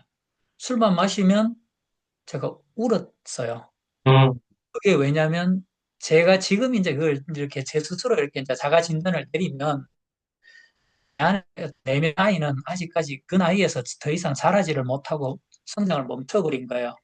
그래서 내가 이렇게 늘 눈치 보고 이렇게 내가 참 힘들게 살고 있는데 내 좀 관심 가져주라. 그거를 이렇게 안에서 자꾸 표현하느라고 술만 마시면 술 기운을 빌려서 울었나 봐요. 근데 어느 날 이제 같은 담임생님 중에 선배생님이 또 제가 이제 술자리에서 우니까 그때 애들이 한 8살 됐던 시절이거든요. 그래서 그 선생님이 화장실을 불러가지고 저보고 그냥 후배니까 음, 이름을 부르면서 장훈아, 너 지금 나이가 몇이고 애들도 커가고 있는데 이래가 되겠나? 음, 음악이 흐르시는 거예요. 음, 그 순간 제가 확 깼죠. 그래서 그 다음부터는 술자리에 가서 술을 마셔도 더 이상 이제 울거나 이런 거는 없어졌어요. 그래서 그런 어떤 아픔들이 이제 이 3학년을 만나면서 본격적으로 책을 읽고 또 글을 쓰고 또 맨발로 걸으면서 계속 또 사색하고 나를 들여다보고 또 뭐 사실 걷는 것 자체도 걷기 명상이거든요. 이 명상이라는 게 사실은 어디 뭐 진짜 저 깊은 산속에 들어가가지고 뭐 이렇게 뭐 가부좌 들고 앉아가 하는 것도 아니고 아니면 막 집에 앉아가도 이렇게 조용하게 그것도 물론 기본적인 명상일 수 있지만 저는 사실상 새벽에 맨발 걷기 할 때가 제일 몰입이 잘 되었고 새벽에 어떤 신선한 기운이 있잖아요. 이런 게 정말 좋았거든요. 그래서 그런 식으로 계속해서 생각하고 또 생각하고 아니면 또 이제 제가 이제 매일 뭐라도 쓰기로 제가 하고 약속을 했거든요. 그래서 매일 이렇게 이제 쓰는 것도 제가 뭐에 대해서 써야 되겠다 이게 아니라 진짜 흐름 따라. 그래서 그 제목도 몽롱 쓰기라고 아침에 자고 일어나서 그냥 쓰는 거거든요. 이거는 사실 이제 어떤 검열관 이런 걸 없애기 위해서 연습하는 그런 것도 되는데 그런 걸 이렇게 쓰다 보면 진짜 제가 뭘 쓰는지도 모르고 그냥 안에 있는 게 자연스럽게 나오는 그런 경험을 하거든요. 그렇게 하다 보면 어, 어제 썼던 걸 또 쓰는 것 같기도 하고 아니면 뭐 지난주에 썼던 걸 또 쓴다는 느낌이 들기는 한데 그게 그렇잖아요. 사람이 한 번 하고 두 번 하고 자꾸 반복하다 보면 물론 같은 거라 하더라도 저는 똑같은 건 없다고 생각하거든요. 지나가 버리니까. 그래서 매번 이제 같은 거라고 생각은 되지만 그 순간순간 할 때마다 그 결이 다르다. 이런 생각이 들어요. 그래서 저도 이제 이렇게 지금 현재 당장은 이게 뭔 도움이 되노? 아무 쓸모없는 그런 글쓰기 같다는 생각이 들 때도 있지만 그래도 아니다. 뭔가 내 눈에 보이지는 않지만 분명히 한 겹 한 겹 보이지 않는 뭔가가 쌓여가고 있을 거다. 그렇게 생각하고 지금 계속 가고 있는 거거든요. 그러다 보니까 지금 이제 뭐 이런 뭐 여러 책도 이제 여러 권 내게 되고 또 오늘 이렇게 또 작가님하고 앉아서 이런 이야기도 하고 있는 것 같고 제가 또 그냥 모르겠습니다. 이제 왜 이제 뭔가 내가 원하는 목표나 이런 게 있으면 반드시 글로 적어라 그러잖아요. 아니면 또 뭐 이렇게 눈에 보이는 데 붙여놓으라 하는데 이게 저도 이제 지금 돌이켜 보니까 그 제가 이제 근무할 때 교사들을 대상으로 하는 그 이제 비전 캠프라는 요 1박 2일 그런 연수가 있었거든요. 거기서 제가 이제 그 비전을 이렇게 이제 적은 글귀가 지금 대충 생각이 나는데 그때 제가 뭐라고 했냐면 2018년에 첫 시집을 이제 출간하겠다는 그걸 적어놨거든요. 그런데 저 돌아보니까 2017년에 1년 앞서서 이제 인성수업이라는 책을 출간하게 된 거예요. 거기에 또 시가 한 대여섯 편이 또 이제 들어있기는 있어요. 그래서 이게 정말 내가 적었기 때문에 또 이게 이루어졌나 뭐 그런 생각도 들고 어쨌든 이런 모든 이런 인연이라든가 이런 것들이 내가 의도한다고 해서 되는 게 아니라는 그런 거. 정말로 이렇게 자연스럽게 펼쳐지는 그 흐름을 이렇게 따라가는 거 이게 중요하다는 그런 생각을 요즘 많이 하고 있습니다. 예. 네, 공감합니다. 말씀 들으면서 생각이 난 게, 작가 이름과 정확한 책 이름이 아닐 수도 있어요. 근데 제 그냥 기억을 더듬어서, 나탈리 볼드만인가? 뭐, 뼛속까지 써라인가? 뭐 그런 유명한 아, 책 있잖아요. 예, 나탈리 골드버그, 예, 그죠? 작가. 예, 예, 예. 그 책에 나오는 내용이 또 다른 책에 나오는 내용인지 모르겠지만, 모닝 페이지? 뭐 어쨌든, 그런 것도 있고, 모닝 페이지는 음, 그게 그분이 아니고, 저 뭡니까? 죽는 줄리아 카메론, 줄리아 거, 카메론이라는 작가가 그 아티스트 웨이라고 있습니다. 예, 네, 맞아요. 아티스트 웨이. 거기에 모닝 페이지라고 있는데, 그게 주로 이제 음, 몽롱 쓰기하고 같은 개념이라고 보시면 되죠. 그러니까요. 그럼 그게 그건지 예, 모르겠지만, 프리라이팅이라고 정말 의식의 흐름대로 쓰고 있잖아요. 그죠? 예, 예, 예, 예. 그러니까 모닝 페이지 어쨌든 뭐 결국엔 다 비슷한 것 같은데 그 목록일기 그러니까 그게 되게 아까 잠깐 말씀하셨지만은 깨자마자 정말 그냥 일단은 의식의 흐름대로 쓰는 거 손이 가는 대로 그럼 그때는 내부 검열관이 완전히 이제 무장 해제된 상황이거든요. 근데 그게 예, 정말 도움이 된대요 글쓰기에. 예. 예, 예, 예. 되게 잘하고 계시는 것 같다. 그러니까 무의미한 어떤 행위가 아니고 분명히 뭐 제 생각에는 예 작가님의 글쓰기에 조금이든 많이든 도움이 되지 않을까 싶은 생각이 일단 듭니다. 예. 방금 지금 작가님 의미라고 말씀하셨잖아요. 저기 지금 오늘 제가 미리 맨발 걷기를 비가 오는 중에 우중 맨발 걷기를 제가 하고 왔거든요. 우중 그래서 맹발 그때 이제 뭔가 좀 떠오르는 게 어떤 가치 의미하고 또 이제 연결이 되어서 또 뭐 한번 말씀을 드려도 될까 싶은데 그럼요. 이제 이게 비가 많이 내리니까 이그 공원 둘레길에 바닥에 그냥 뭉친 맞는데 뭐가 이 고동색 길쭉길쭉 한 개는 많이 이래 막 있어요. 근데 자세히 보니까 그게 뭐냐면 지렁이에요. 음, 그러니까 비가 많이 오니까 땅 속에 있던 지렁이들이 밖으로 나온 거죠. 저것들도 이제 살아야 되니까. 그래서 음, 엄청 지렁이를 보던 우리가 좀 느리다고 생각했는데, 상당히 빠르더라고요. 그래서 그걸 보면서 어떤 생각이 들었냐면, 야, 저 지렁이들이 지금 의미나 가치를 생각하면서 지금 저렇게 몸부림치고 있는 걸까? 이런 음, 생각이 문득 떠올랐어요. 음, 그러면서 우리가 지금 이 복잡하고 이렇게 참 빠르게 변화하는 이런 혼란한 우리 일상 속에서 살아가고 있는 우리 인간도 어떻게 보면 그냥 모습만 보면 저 지렁이하고 다를 게 뭐가 있냐. 이런 음, 생각이 들면서 평소에 저는 이제 삶도 좀 의미를 찾아야 되고 또 내 자신도 나의 어떤 존재 가치라든지 이런 거를 계속 찾아야 된다. 의미를 부여해야 된다. 이런 걸 제가 계속 지금 생각하면서 살아왔잖아요. 음, 그래서 그 지렁이를 보면서 어, 내가 이거 지금 아직까지 참 많이 부족하구나. 이런 생각했어요. 왜? 사실은 저도 그렇고 작가님도 그렇고 이 세상에 지금 태어나서 어떤 생명을 갖고 살아가는 모든 존재들은 그 자체로 이미 그 의미가 있고 그 존재 가치가 있기 때문에 이 세상에 나왔다고 요즘은 이제 저는 보거든요. 예전에는 그런 생각을 못 했는데 그래 생각하다 보니까 그래 내가 뭘 뭐 글을 얼마나 잘 써가지고 뭐 내가 뭘 얼마나 대단한 일을 해가지고 내가 뭘 세상에다가 의미를 두고 가치를 부여하고 그럴 거뭐 있노. 그 전에 나는 이미 내가 살아 숨쉬고 있는 이 자체만으로 나는 이미 의미도 있고 가치가 있으니까 그냥 그 순간순간 내가 하고 싶은 거 하면 된다. 단, 내가 하는 이런 행동이나 말이나 이 모든 것들이 뭐 다른 존재에게 피해를 끼치지 않는다면 뭐라도 해도 된다.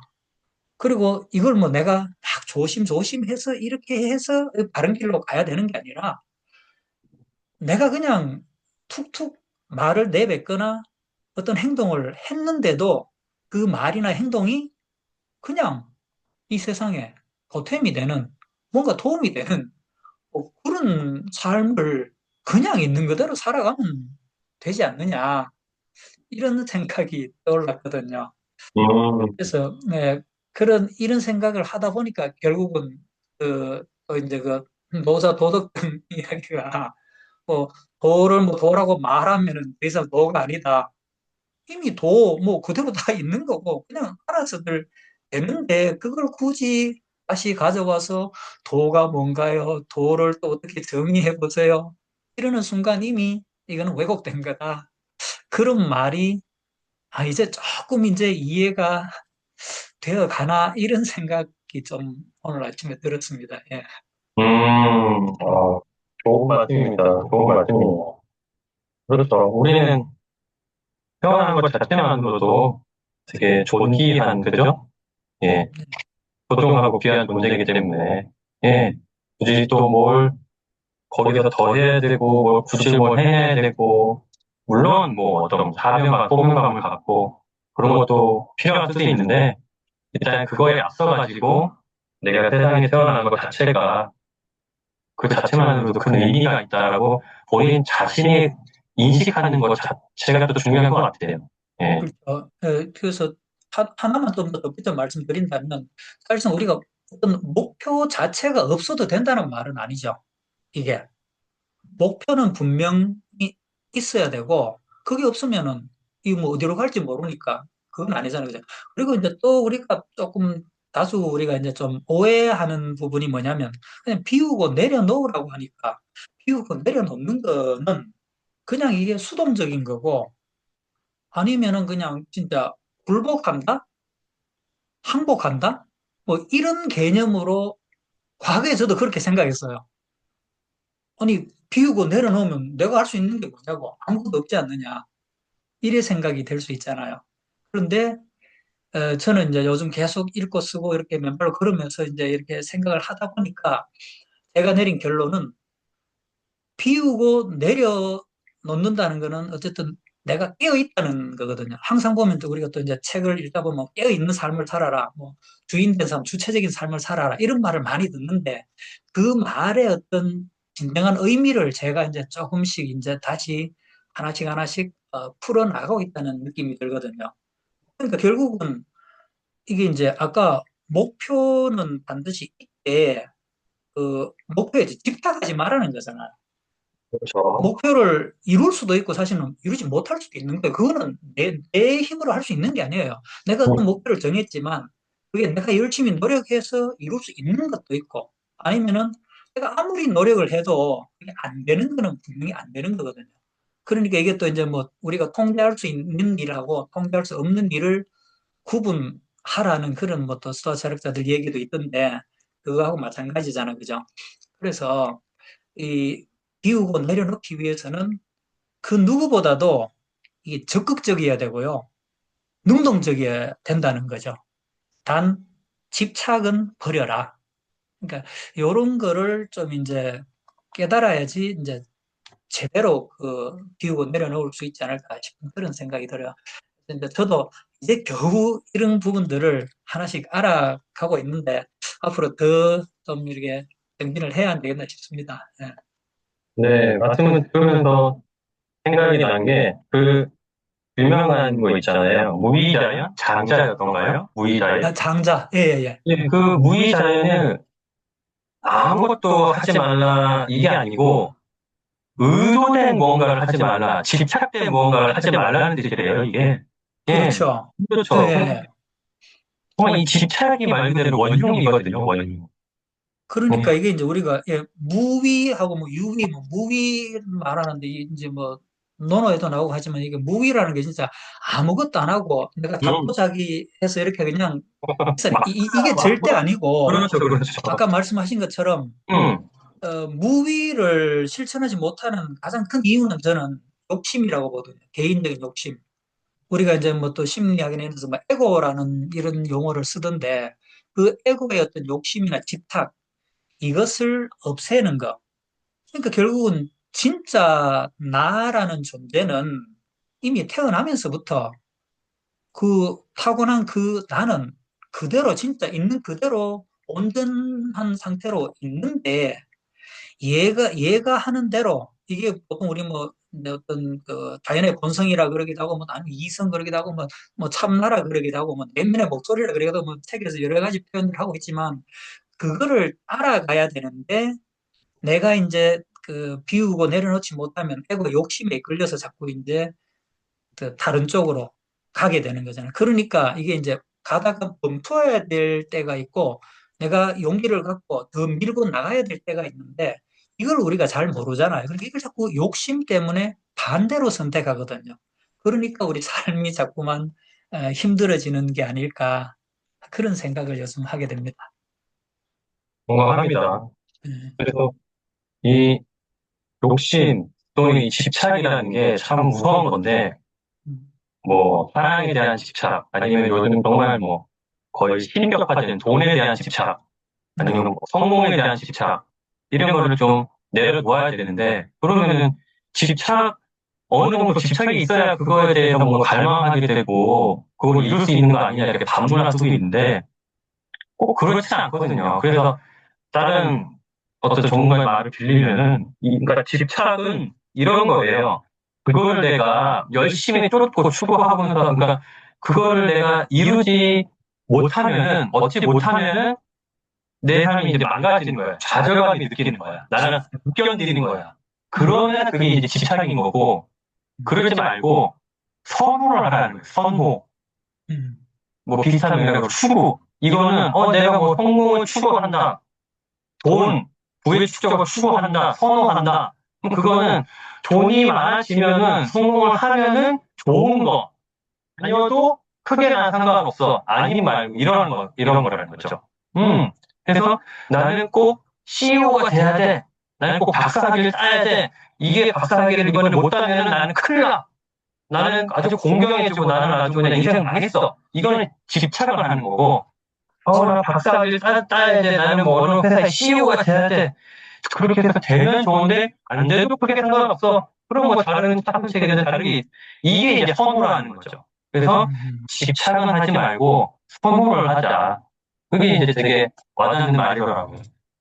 그렇죠. 이게 그래. 우리가 뭔가를, 이게 이제 욕구에 대해서 어떤, 욕구가 사실은 굉장히 중요한 거잖아요. 엄청 이, 중요하죠. 이, 이, 요거가 욕, 엄청 예, 중요하죠. 욕구가 없다면 우리 음, 어떤 삶의 동력 자체가 없어지는 거잖아요. 그렇죠.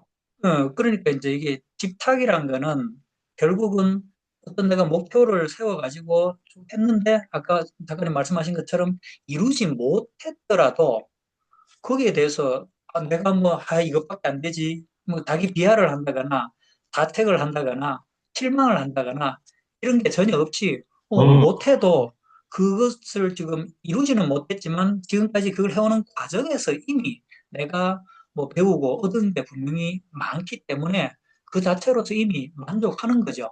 그러니까 그런 경우가 이제 집착이 없는 거죠. 이제. 그걸 받아들이지 못하면 그게 이제 욕심이고 집착이 되는 거라고 그래 보시면 되겠네 싶습니다. 예. 맞습니다. 그래서 정말 집착은 하지 말자. 뭐에 대해서든 집착이 결국에는 모든 두려움의 근원이래요. 예. 음, 그러니까 집착만 하지 않으면 마음이 편안하다는 거죠. 삶이 편안하다는. 그래서 잘은 모르지만은 불교에서 가장 강조하는 것 중에 하나가 집착하지 말라는 거. 예. 음. 그래서 시청자분들 참고를 하면 좋을 것 같습니다. 작가님과 오늘 벌써 지금 한 시간이 넘었는데 어떻게 지금 시간이 훌쩍지나 모르겠지만 다행히 예 뭔가 준비한 질문 대답에 대한 대화를 다 했어요. 그래서 제가 요거에 대해서만 좀 추가적으로 질문을 드리고 그 마무리 질문 될 것 같은데 작가님께서 뭔가 언급한 것 중에 뭐 말씀드리는 책이든 이런 투명함, 투명한 문장이라든지 어떤 투명한 거울이라든지 투명성에 대해서 뭔가 강조를 해야 된다고 해야 되나? 이거를 언급하신 거를 봤는데 이 투명함 이거에 대해서 뭐 작가님에 대한 어떤 나름의 남다른 생각이라든지 어떤 철학 이런 게 있으신 건가요? 어때요? 그 지금 요 제 시집에 여기 지금 제목에 하늘 투명 거울 이런 지금 제목이 나와 있는데 요게 지금 그 편집자분이요. 그 제 시집에 있는 그 첫 시에서 아마 요거를 따오신 걸 거예요. 제가 그 첫 시 잠깐 한번 읽어 드릴게요. 그 제목이 반면교사 이런 식이거든요. 야윈 어미까치에게 쫓겨난 덩치 큰 까마귀 세 마리 울분을 토해내려는 듯 목청 높이며 솔밭 위를 빙빙 돌고 있다. 청명한 하늘, 투명 거울 속에 투영된 까마귀들의 구겨진 자존심. 맨발로 걷던 그대 눈길, 까만 발등에 머문다. 뭐 이렇게 썼는데 이게 뭐 쉽게 이해가 안 될 수도 있을 거예요. 그러니까 저는 이제 이게 뭐냐면 첫 석줄은 실제 제가 맨발 걷기를 나가가지고 아침에 만난 장면이에요. 그리고 이제 두 줄, 중간에 두 줄은 이제 그때 하늘이 굉장히 청명하고 맑고 투명한 하늘이었고, 근데 이제 까마귀들이 막 이제 결국 뭐죠 지금 그 까마귀가 어미까치에게 쫓겨났잖아요. 까치 한 마리한테, 그죠? 그래서 이제 그거를 저는 이제 덩치 큰 까마귀가 까치 한 마리한테 좀 자존심이 구겨졌다고 이렇게 생각을 했고, 그러면서 이제 저를 좀 돌아보는 거죠. 나도 좀 까마귀처럼 저러고 사는 거는 아닌가 싶은 생각을 이제 또 이제 까마귀가 까만 거고 이제 제가 또 이제 맨발하다 보니까 발이 새까맣게 탔잖아요. 그래서 까만 발등이 보이길래 그걸 마지막 줄에다가 이제 제 눈길이 까만 발등에 머문다. 이건 이제 결국은 또 자기를 한번 돌아보라는 의미에서 이제 이렇게 마지막 문장을 이렇게 이제 던졌고, 이게 지금 321 구조로 된 시인데, 결국 마지막 한 줄이 이제 뭔가를 독자들에게 이제 뭘 이제 생각해 보라는 그런 화두를 던지는 그런 거라고 이래서 보시면 되거든요. 그래서 이제 여기서 나온 그 투명인데, 저는 사실 그래, 투명이라는 거는 속이 다 보이는 거잖아요. 그런데 사실상 우리가 사람 속은 안 보이잖아요. 그렇지만 이 어떤 사람이든 그 사람이 정말로 솔직하고 진솔한 그런 삶을 살아가고 있는 사람이라면 그 사람이 하는 행동이나 말, 어떤 몸짓, 그죠? 이런 여러 가지 겉으로 드러난 실제로 속은 투명하게 보이지 않더라도 그런 여러 가지 다른 것들을 통해서 아, 저 사람이 참 진솔한 그런 사람이구나. 이런 걸 알 수 있다는 거죠. 그래서 그런 것이 결국은 투명한 게 아닐까. 실제로 눈에 뭐 이렇게 딱 보이고 안 보이고 그게 중요한 게 아니다. 뭐 그런 생각이 또 좀 드네요. 투명이라는 이 단어를 보니까. 예. 그렇군요. 야, 또 왼발 걷기를 하시면서 까마귀와 까치의 모습을 보면서 어떤 자신의 모습이라든지 삶도 성찰하는 것까지 이어진, 야, 그 짧은 시기에 그런 게 또 담겨 있네요. 네, 그러니까 곧이 대목이 또 지금 반면교사라고 해놨잖아요. 그렇죠. 그러니까 그 이제 그 까마귀를 보고 나는 까마귀처럼 저렇게 살지 말아야지. 뭐 이런 게 이제 반면교사. 그러니까 좀 다른 사람의 어떤 잘못된 행동을 보고 그거로 이제 바탕을 해서 내가 또 다른 길로 가는 뭐 그런 게 이제 반면교사니까 제목을 또 그렇게 한번 붙여봤던 것 같습니다. 이게. 그러면은 이런 시를 적는 습관이 다른 일반적인 글쓰기에도 꽤나 도움이 되겠다, 그죠? 아까 뭐 얘기 나왔듯이 어떤 다양한 관점 수집, 관점 측면에서도 좋을 것 같고, 여러모로 도움이 되겠다, 그죠? 예, 예. 이게 그 시를 쓰는 분들 중에 산문을 또 쓰신 분들 있잖아요. 네. 그런 분들이 보면 이 산문이 정말 좋은 것 같아요. 음, 그래서 이 시가 어쨌든 뭐 글쓰기도 그렇지만 아니면은 이제 우리가 이제 삶을 살아가는데 제가 그 3학년이라는 시 한 편을 우연히 만나서 정말 제가 뭐 뭡니까 그 숙제로 뭐 일기 쓰기라든지 뭐 이런 거 하여튼 글쓰기는 정말 질색이었는데 저는 글쓰기하고는 전혀 관계없는 사람이라고 생각했고 읽는 것도 별 관계없다고 생각했는데 시 한 편이 저를 이런 길로 이끌어 왔잖아요. 그러니까 아, 이 시라는 거는 정말 소중한 거구나. 정말 대단한 거구나. 짧지만 대단한 힘이 있다. 그런 생각이 듭니다. 그러게요. 그리고 시를 좀 더 읽어봐야 되겠다, 읽고 싶다, 라는 어떤 욕구가 생기네요. 예. 제가 뭐, 아는 시인이라고야, 그, 박노해 시인과, 뭐, 나태주 시인, 그 정도밖에 모르는데, 예, 예.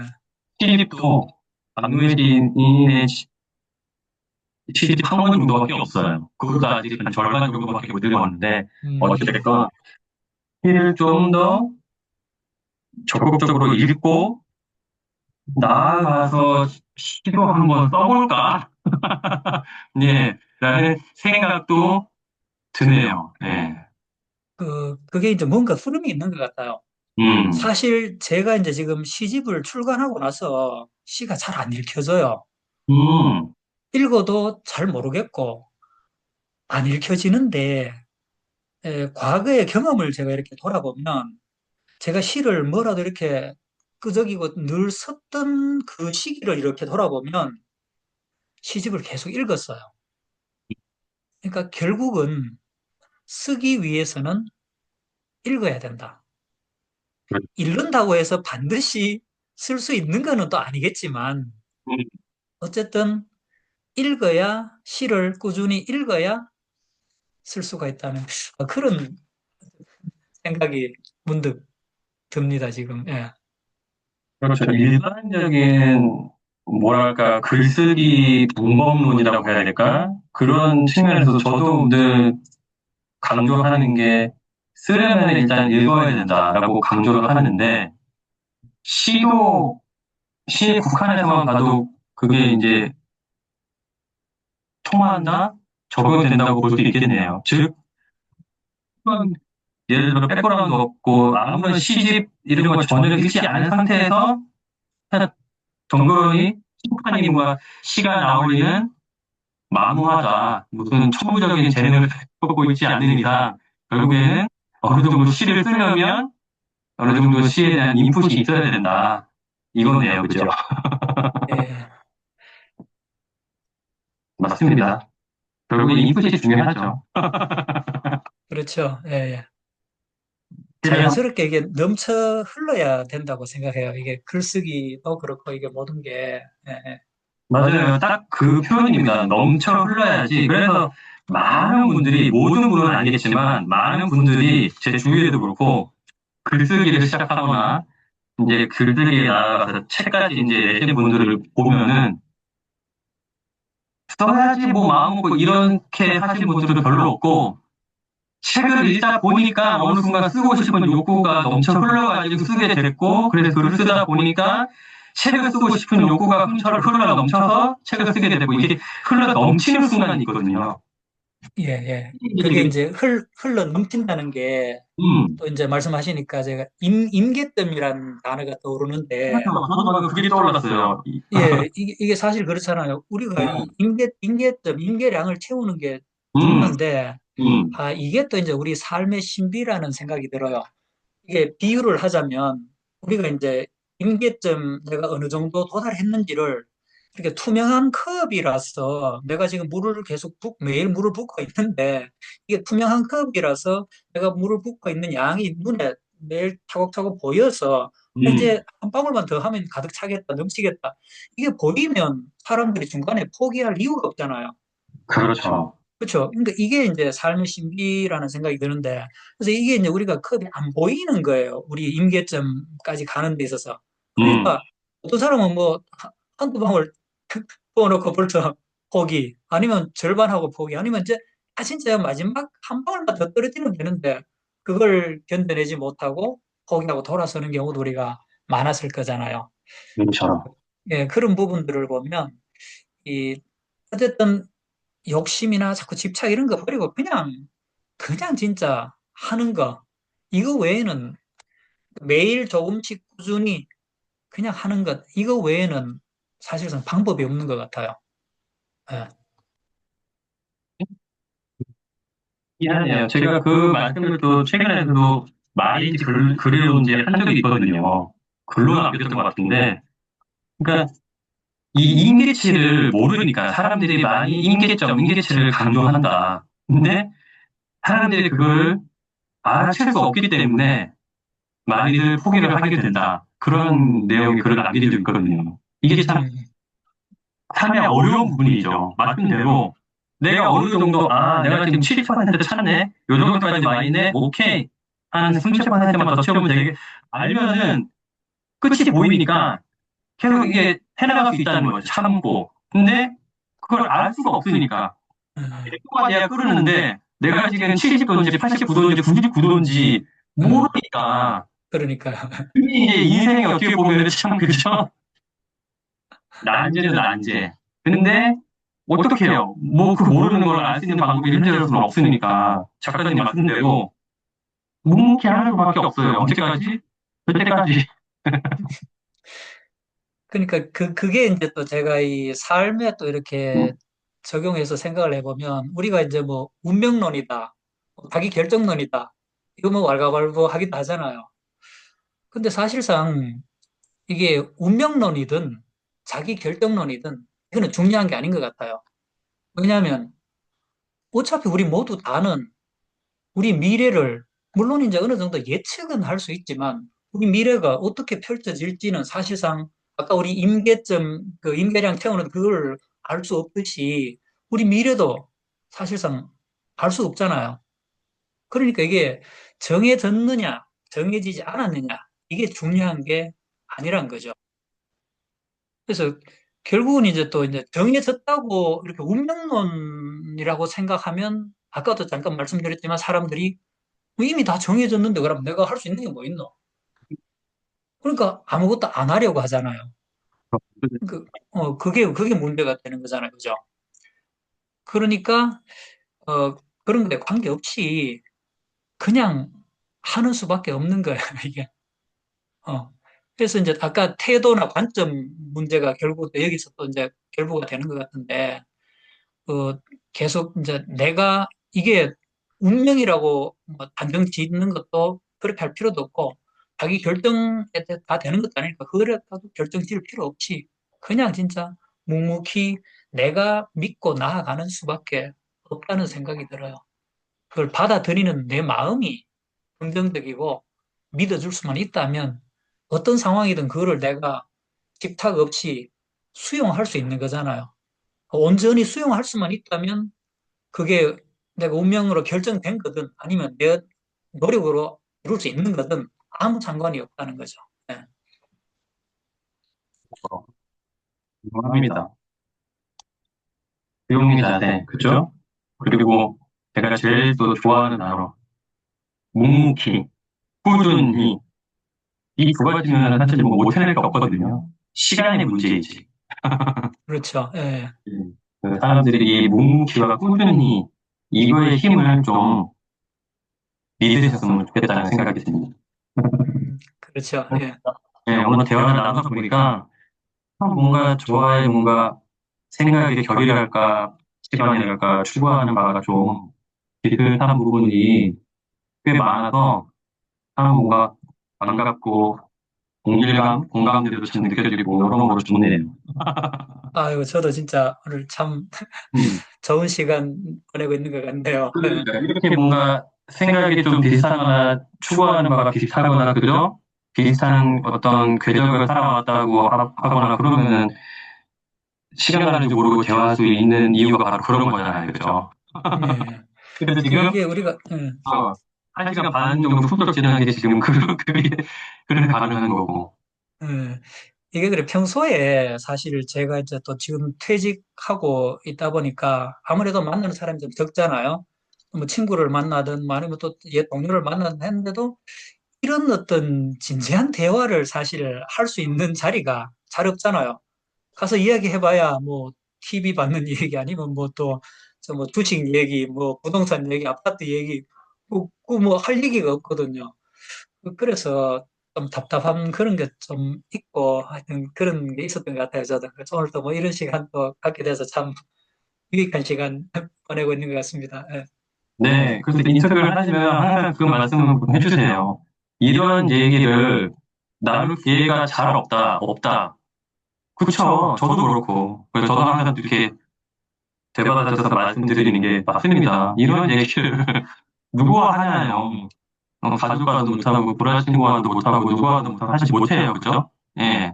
그래서 이런 인터뷰 자리가 참 좋은 게, 뭐, 시간만 있으면 밤새워도 말을 할 수 있는 되게 신기한 시간, 신기한, 곳입니다. 이런 곳이.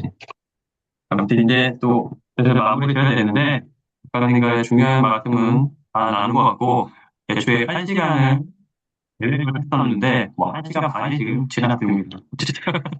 다행히 뭐, 너무 좋은 내용이었어가지고 다행이고, 공식 질문 몇 가지로 일단 마무리 지을게요. 작가님에게, 김창원 작가님에게 행복이란 무엇일까요? 행복요? 예?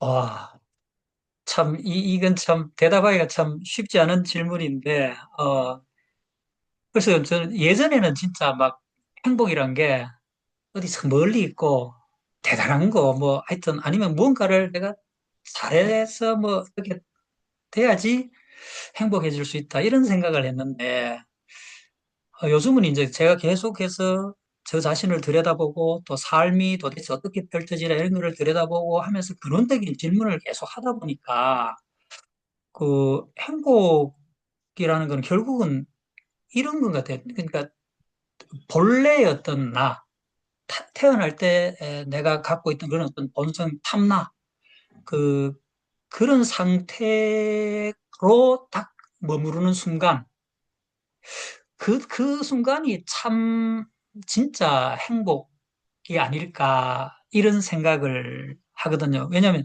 제가 이제 그때 2016년도인가 이제 그 지구인 교사학교라는 이런 어떤 연수가 있었는데, 그 6개월 과정인데, 그 연수를 하는 과정에서 이제 제가 뭘 상 받은 것도 아니고, 누가 저를 칭찬해 준 것도 아니고, 근데 학교에서 점심시간에 학교 급식소에서 점심을 먹고 교무실로 돌아간다고 했는데 이제 오르막을 쓱 걸어 올라가고 있는데 주변에 그 이제 나무 탐채가 뭐 이렇게 좀 제잘거리고 있고, 그냥 그걸 보면서 쑥 올라가는데, 이 가슴속에서 어떤 에너지가 이렇게 쑥 피어오르는 느낌 있잖아요. 근데 그게 너무너무 좋은 거예요. 그래서, 이런 게 진짜 행복이구나. 그런 생각을 한 적이 있고요. 그다음에 이제 또 일상생활 속에서 제가 이제 좀 행복하다고 느끼는 그 순간은 어떤 경우냐면, 제가 매일 새벽에 이제 목록쓰기를 하고 있다 그랬잖아요. 근데 이걸 해보면 목록쓰기가 정말로 이게, 와, 아니, 저는 아무 생각 없이 제가 뭘 쓰는지도 몰라요. 근데 이거, 제가 이제 휴대폰 이걸로 치거든요. 메모장에다가 이제 오른손 이 엄지로 이렇게 이제 타이핑을 하는데, 이 엄지손가락이 그냥 멈추지 않고 계속 움직이는 거예요. 그렇게 한동안 쫙 움직이고, 이제 보니까 결과물이 쫙 나왔잖아요. 순간, 내가 지금 이 글을 나도 모르게 쓰고 있는 이 순간이 진짜 나와 이렇게 연결이 돼서 이렇게 되는 게 아닐까. 그런 생각을 하면서, 그런 순간이 진짜 행복이 아닐까. 그런 생각을 한번 해봅니다. 예. 네. 어, 그렇죠. 그런 순간은, 그런 순간, 뭐랄까, 어, 만약 제가 그랬다면이라고 감정이입이라고 해야 되나? 그 상황에 저를 대입해서 생각을 해보니까 저도 그랬을 것 같아요. 그러한 순간순간에는 그런 행복감을 느꼈을 것 같다는 생각이 드네요. 예. 그리고 아까 말씀하신 내용 중에서도 공감이 되는 게 뭔가 참 나, 참된 나, 참 자신, 그죠? 진짜 내 본연의 모습을 느낄 때 내지 그런 모습으로 내가 살고 있는 것 같다라고 생각이 들 때 좀 행복하죠. 그 반대로, 즉, 내가 뭔가 원치 않는 모습으로 많이들 살아가잖아요. 뭐, 의도된 거든 의도되지 않은 거든 원든 원치 않든, 그죠? 이거는 진정한 내 모습이 아닌데, 어, 일종의 가짜 같은 거. 음, 뭐 가식이라 표현할 수도 있고, 일종의 가면이라 표현할 수도 있고, 아니면은 하나의 다른 역할, 페르소나라고 생각할 수도 그렇죠. 있는데, 어, 그 어떤 의무라든지 어쩔 수 없는 부득이한 상황 때문에 일종의 연기죠, 그죠? 어쩔 수 없이. 그렇게 살고 있어. 그러면은 그게 행복할 가능성은 별로 없잖아요, 그죠? 근데 그렇죠. 예. 남의 시선을 그거는 보통 왜 그렇게 되느냐? 보통 남의 시선을 의식하기 때문에 보통 그렇게 되고 음, 그러면은 참된 나, 내 본연의 모습, 내가 아무런 거리낌도 없고 아무런 뭔가 시선 의식 없이 그냥 자연스러운 나의 모습으로 살 때 그거는 뭐 상상만 해도 정말 행복하겠죠, 그죠? 예, 예. 그러니까 이게 이제 제가 아까도 말씀드린 흐름을 따르는 삶을 살고 싶다. 이런 것도 결국은 같은 맥락이잖아요.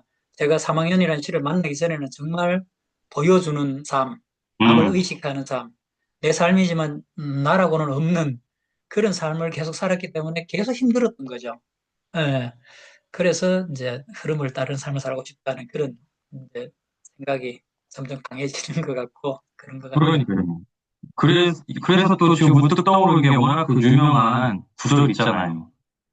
데미안? 전 데미안을 읽지 않았지만은, 내 안에서 솟아나는 것, 바로 그것을, 그렇죠. 예.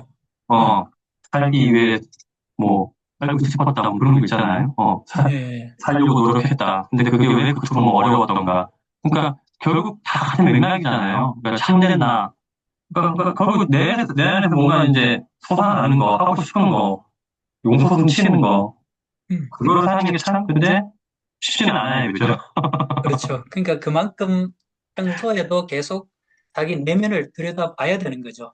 그래서 음, 이제 제가 이제 보면 그 고전을 제가 많이 읽은 거는 아닌데 이제 생각할 게 한 5년을 이렇게 지금 해오면서 이제 읽었던 책을 이렇게 돌이켜 보면 거의 제 생각에 거의 모든 책들이 고전에서 말하는 모든 책들이 나는 누구인가 아니면은 내가 어떻게 살아야 하는가 이런 어떤 근원적인 질문을 던지고 거기에 대해서 답을 찾게 하는 그런 부분들이 모든 작가들에게 다 있던 것 같아요. 그래서 특히 이제 글 쓰는 분들도 그런 부분에 대해서 굉장히 고민을 많이 하는 것 같고, 결국은 글이라는 것도 이게 이제 뭐, 물론 어떤 지식을 이렇게 제가 이제 습득해서, 어, 이제 내 안에서 어떤 경험이라든가 이런 거하고 같이 버무려지고 숙성이 되어서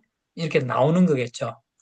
그런 것들이 이제 지식 그대로 나오는 게 아니라, 이게 이제 어떤 지혜로 이렇게 또 한층 더 이렇게 이제 숙성이 되어 가지고 이렇게 나왔을 때 그게 정말 나를 관통해서 나온 거잖아요. 그죠? 그런 것들이 필요한데 한 번씩 저는 이제 SNS나 이런 데 이제 친구들도 그렇고 보면 왜 이제 남의 좋은 글 그걸 자꾸 이렇게 퍼나르는 분들 있잖아요. 물론 그게 나쁜 건 아닌데 좋은 글이니까 전파하는 거는 참 좋겠는데 한 친구가 자꾸 그러고 있는 친구가 있어서 저는 그게 조금은 아 이거는 아닌데, 내 이야기를 좀 이렇게, 내가 직접 경험해서 내가 이렇게 좀 숙성시켜가지고 뭘 뽑아내서 좀 이렇게 짧은 한 단어라도 좋고, 짧은 문장이라도 내 거를 좀 이렇게 한번 전달해 줬으면 참 좋겠다. 그런 아쉬움이 사실 좀 있더라고요. 예. 예. 공교롭게도 참, 제가 늘 또 말씀드리는 거거든요. 예. 그러니까 명언, 뭐 격언, 어쨌든 좋은 말 공유하는 건 당연히 좋죠. 그죠? 본인이 예를 들어 그거를 듣는 과정에서도 한 번 더 보게 되고, 뭔가 계속 깨닫게 되고, 그래서 본인한테도 좋고, 전달하고 공유하면은 사람들이 그걸 보고 또 도움이 돼서 좋은데, 음, 음. 항상 저는 단순히 그냥 그걸로 그치지 말자. 한줄이라도 내 생각을 듣자. 그걸 항상 그러니까, 강조를 드리거든요. 예, 그러니까 이제 내가 내 음, 글을 쓰자 이 말은 결국은 여기서 제가 이제 또 덧붙여서 강조하고 싶은 게 결국은 뭐냐면 그 좋은 말들, 명언들 아무리 퍼 날라줘도 그거 그냥 한번 읽고, 이거 좋은 말이네. 음, 내일부터 해야지. 내일 되면 안 한다는 거죠.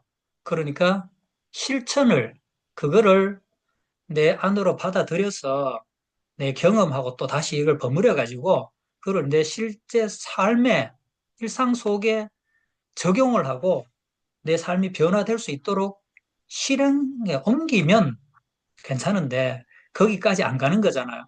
그러면 내가 직접 만들어 놓은 문장을 친구나 다른 지인에게 전하는 거는 내가 직접 실천했는 거잖아요.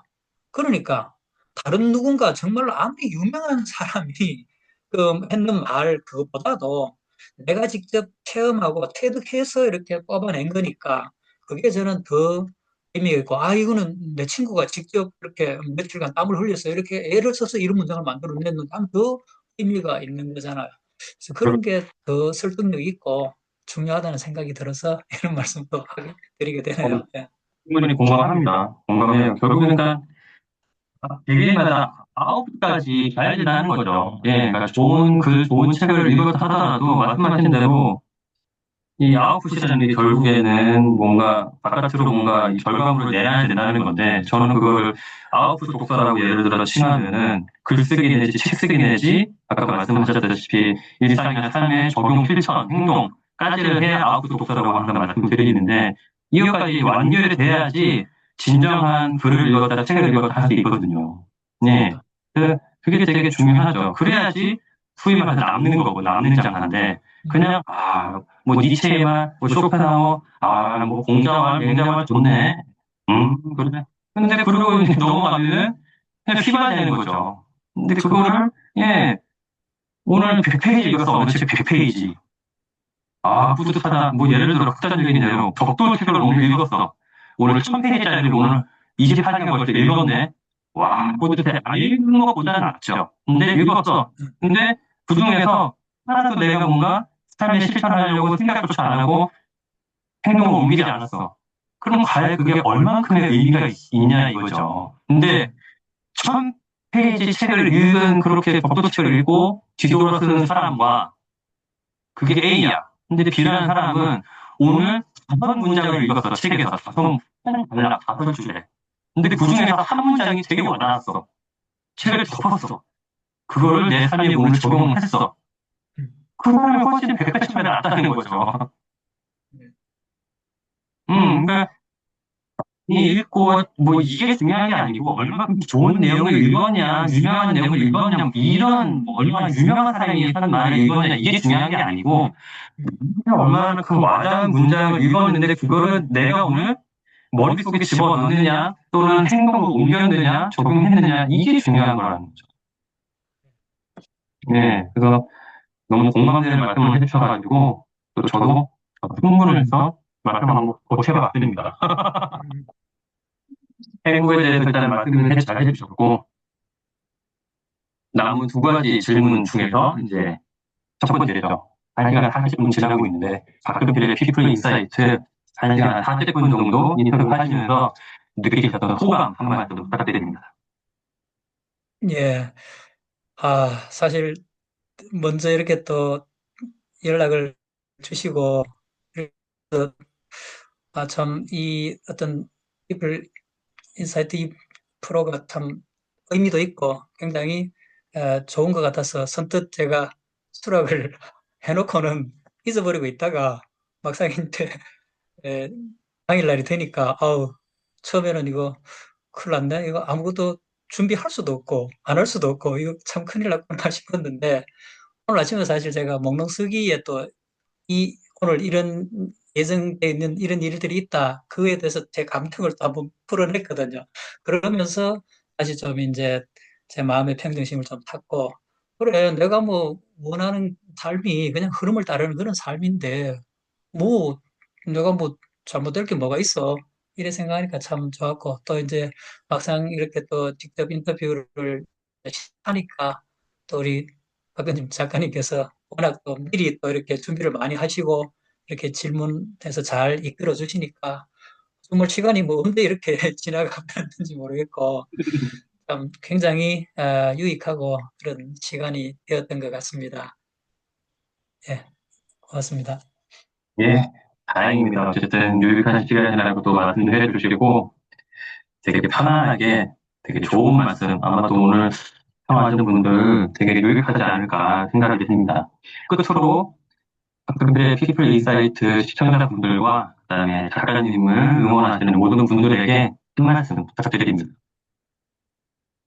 예, 뭐 여러 가지가 참 생각이 나기는 합니다만 좀 전에 뭐 말씀드렸던 그 부분이 제일 또 중요하지 않을까 싶은데 그 맨발학교 그 교훈이 제가 또 있거든요. 그래서 그 맨발학교 교훈을 좀 제가 전해드리면서 어떤 실천, 실행의 중요성, 꾸준함 뭐 이런 거에 중요하다는 그런 말씀을 우리 시청자분들께 한번 남겨드리고 싶습니다. 그래서 맨발학교 교훈을 제가 한번 읽어드릴게요. 어, 진리는 단순하고 실력은 꾸준함에서 나온다. 작고 단순한 것도 꾸준히 하는 사람이 행복을 잡는다. 이런 교훈이거든요. 그래서 제가 뭐 매일 이렇게 맨발 걷기 하는 것처럼 그러니까 매일 조금씩 꾸준히 실천하는 거 이거 이 외에는 우리 별다른 어떤 그런 비결은 없는 것 같습니다. 예, 예. 오늘 또 이렇게 초대해 주시고 또 좋은 시간 가질 수 있게 도와주셔가지고 예, 고맙습니다. 예. 네, 마지막 메시지까지도 공감이 됩니다. 왜 그런 사자성어인지 우공이라는 게 있잖아요. 우공이란. 공이 산을 옮긴다. 예, 정말 그냥 꾸준함이 중요한 것 같아요. 꾸준히 하다 보면은 결국에 원하는 걸 얻거나 원하는 모습이 되거나 저는 그럴 거라고 분명히 생각을 합니다. 시청자분들도 혹시나 난 왜 이렇게 뭐 더디지, 느리지, 저 사람은 빠른데 저 사람은 뭐 벌써 저런 걸 이뤘는데 이렇게 비교에 급급해하지 마시고 그냥 본인 속도대로 묵묵히 하시면 언젠가 꽃이 피지 않을까 싶은 생각이 드네요. 네, 오늘 결국에는 뭐 한 1시간 50분가량을 인터뷰했는데 예, 아이고, 예. 1시간 50분 정도, 약 2시간 조금 못 미치게 인터뷰 하시느라고 고생 많으셨습니다. 앞으로 또 작가님의 활동 계속 응원을 하겠습니다. 그러면은 오늘 이것으로 박근혜 피플 인사이트 김창훈 작가님과의 인터뷰는 이것으로 마치도록 하겠습니다. 감사합니다, 작가님. 수고 많으셨습니다. 예. 예.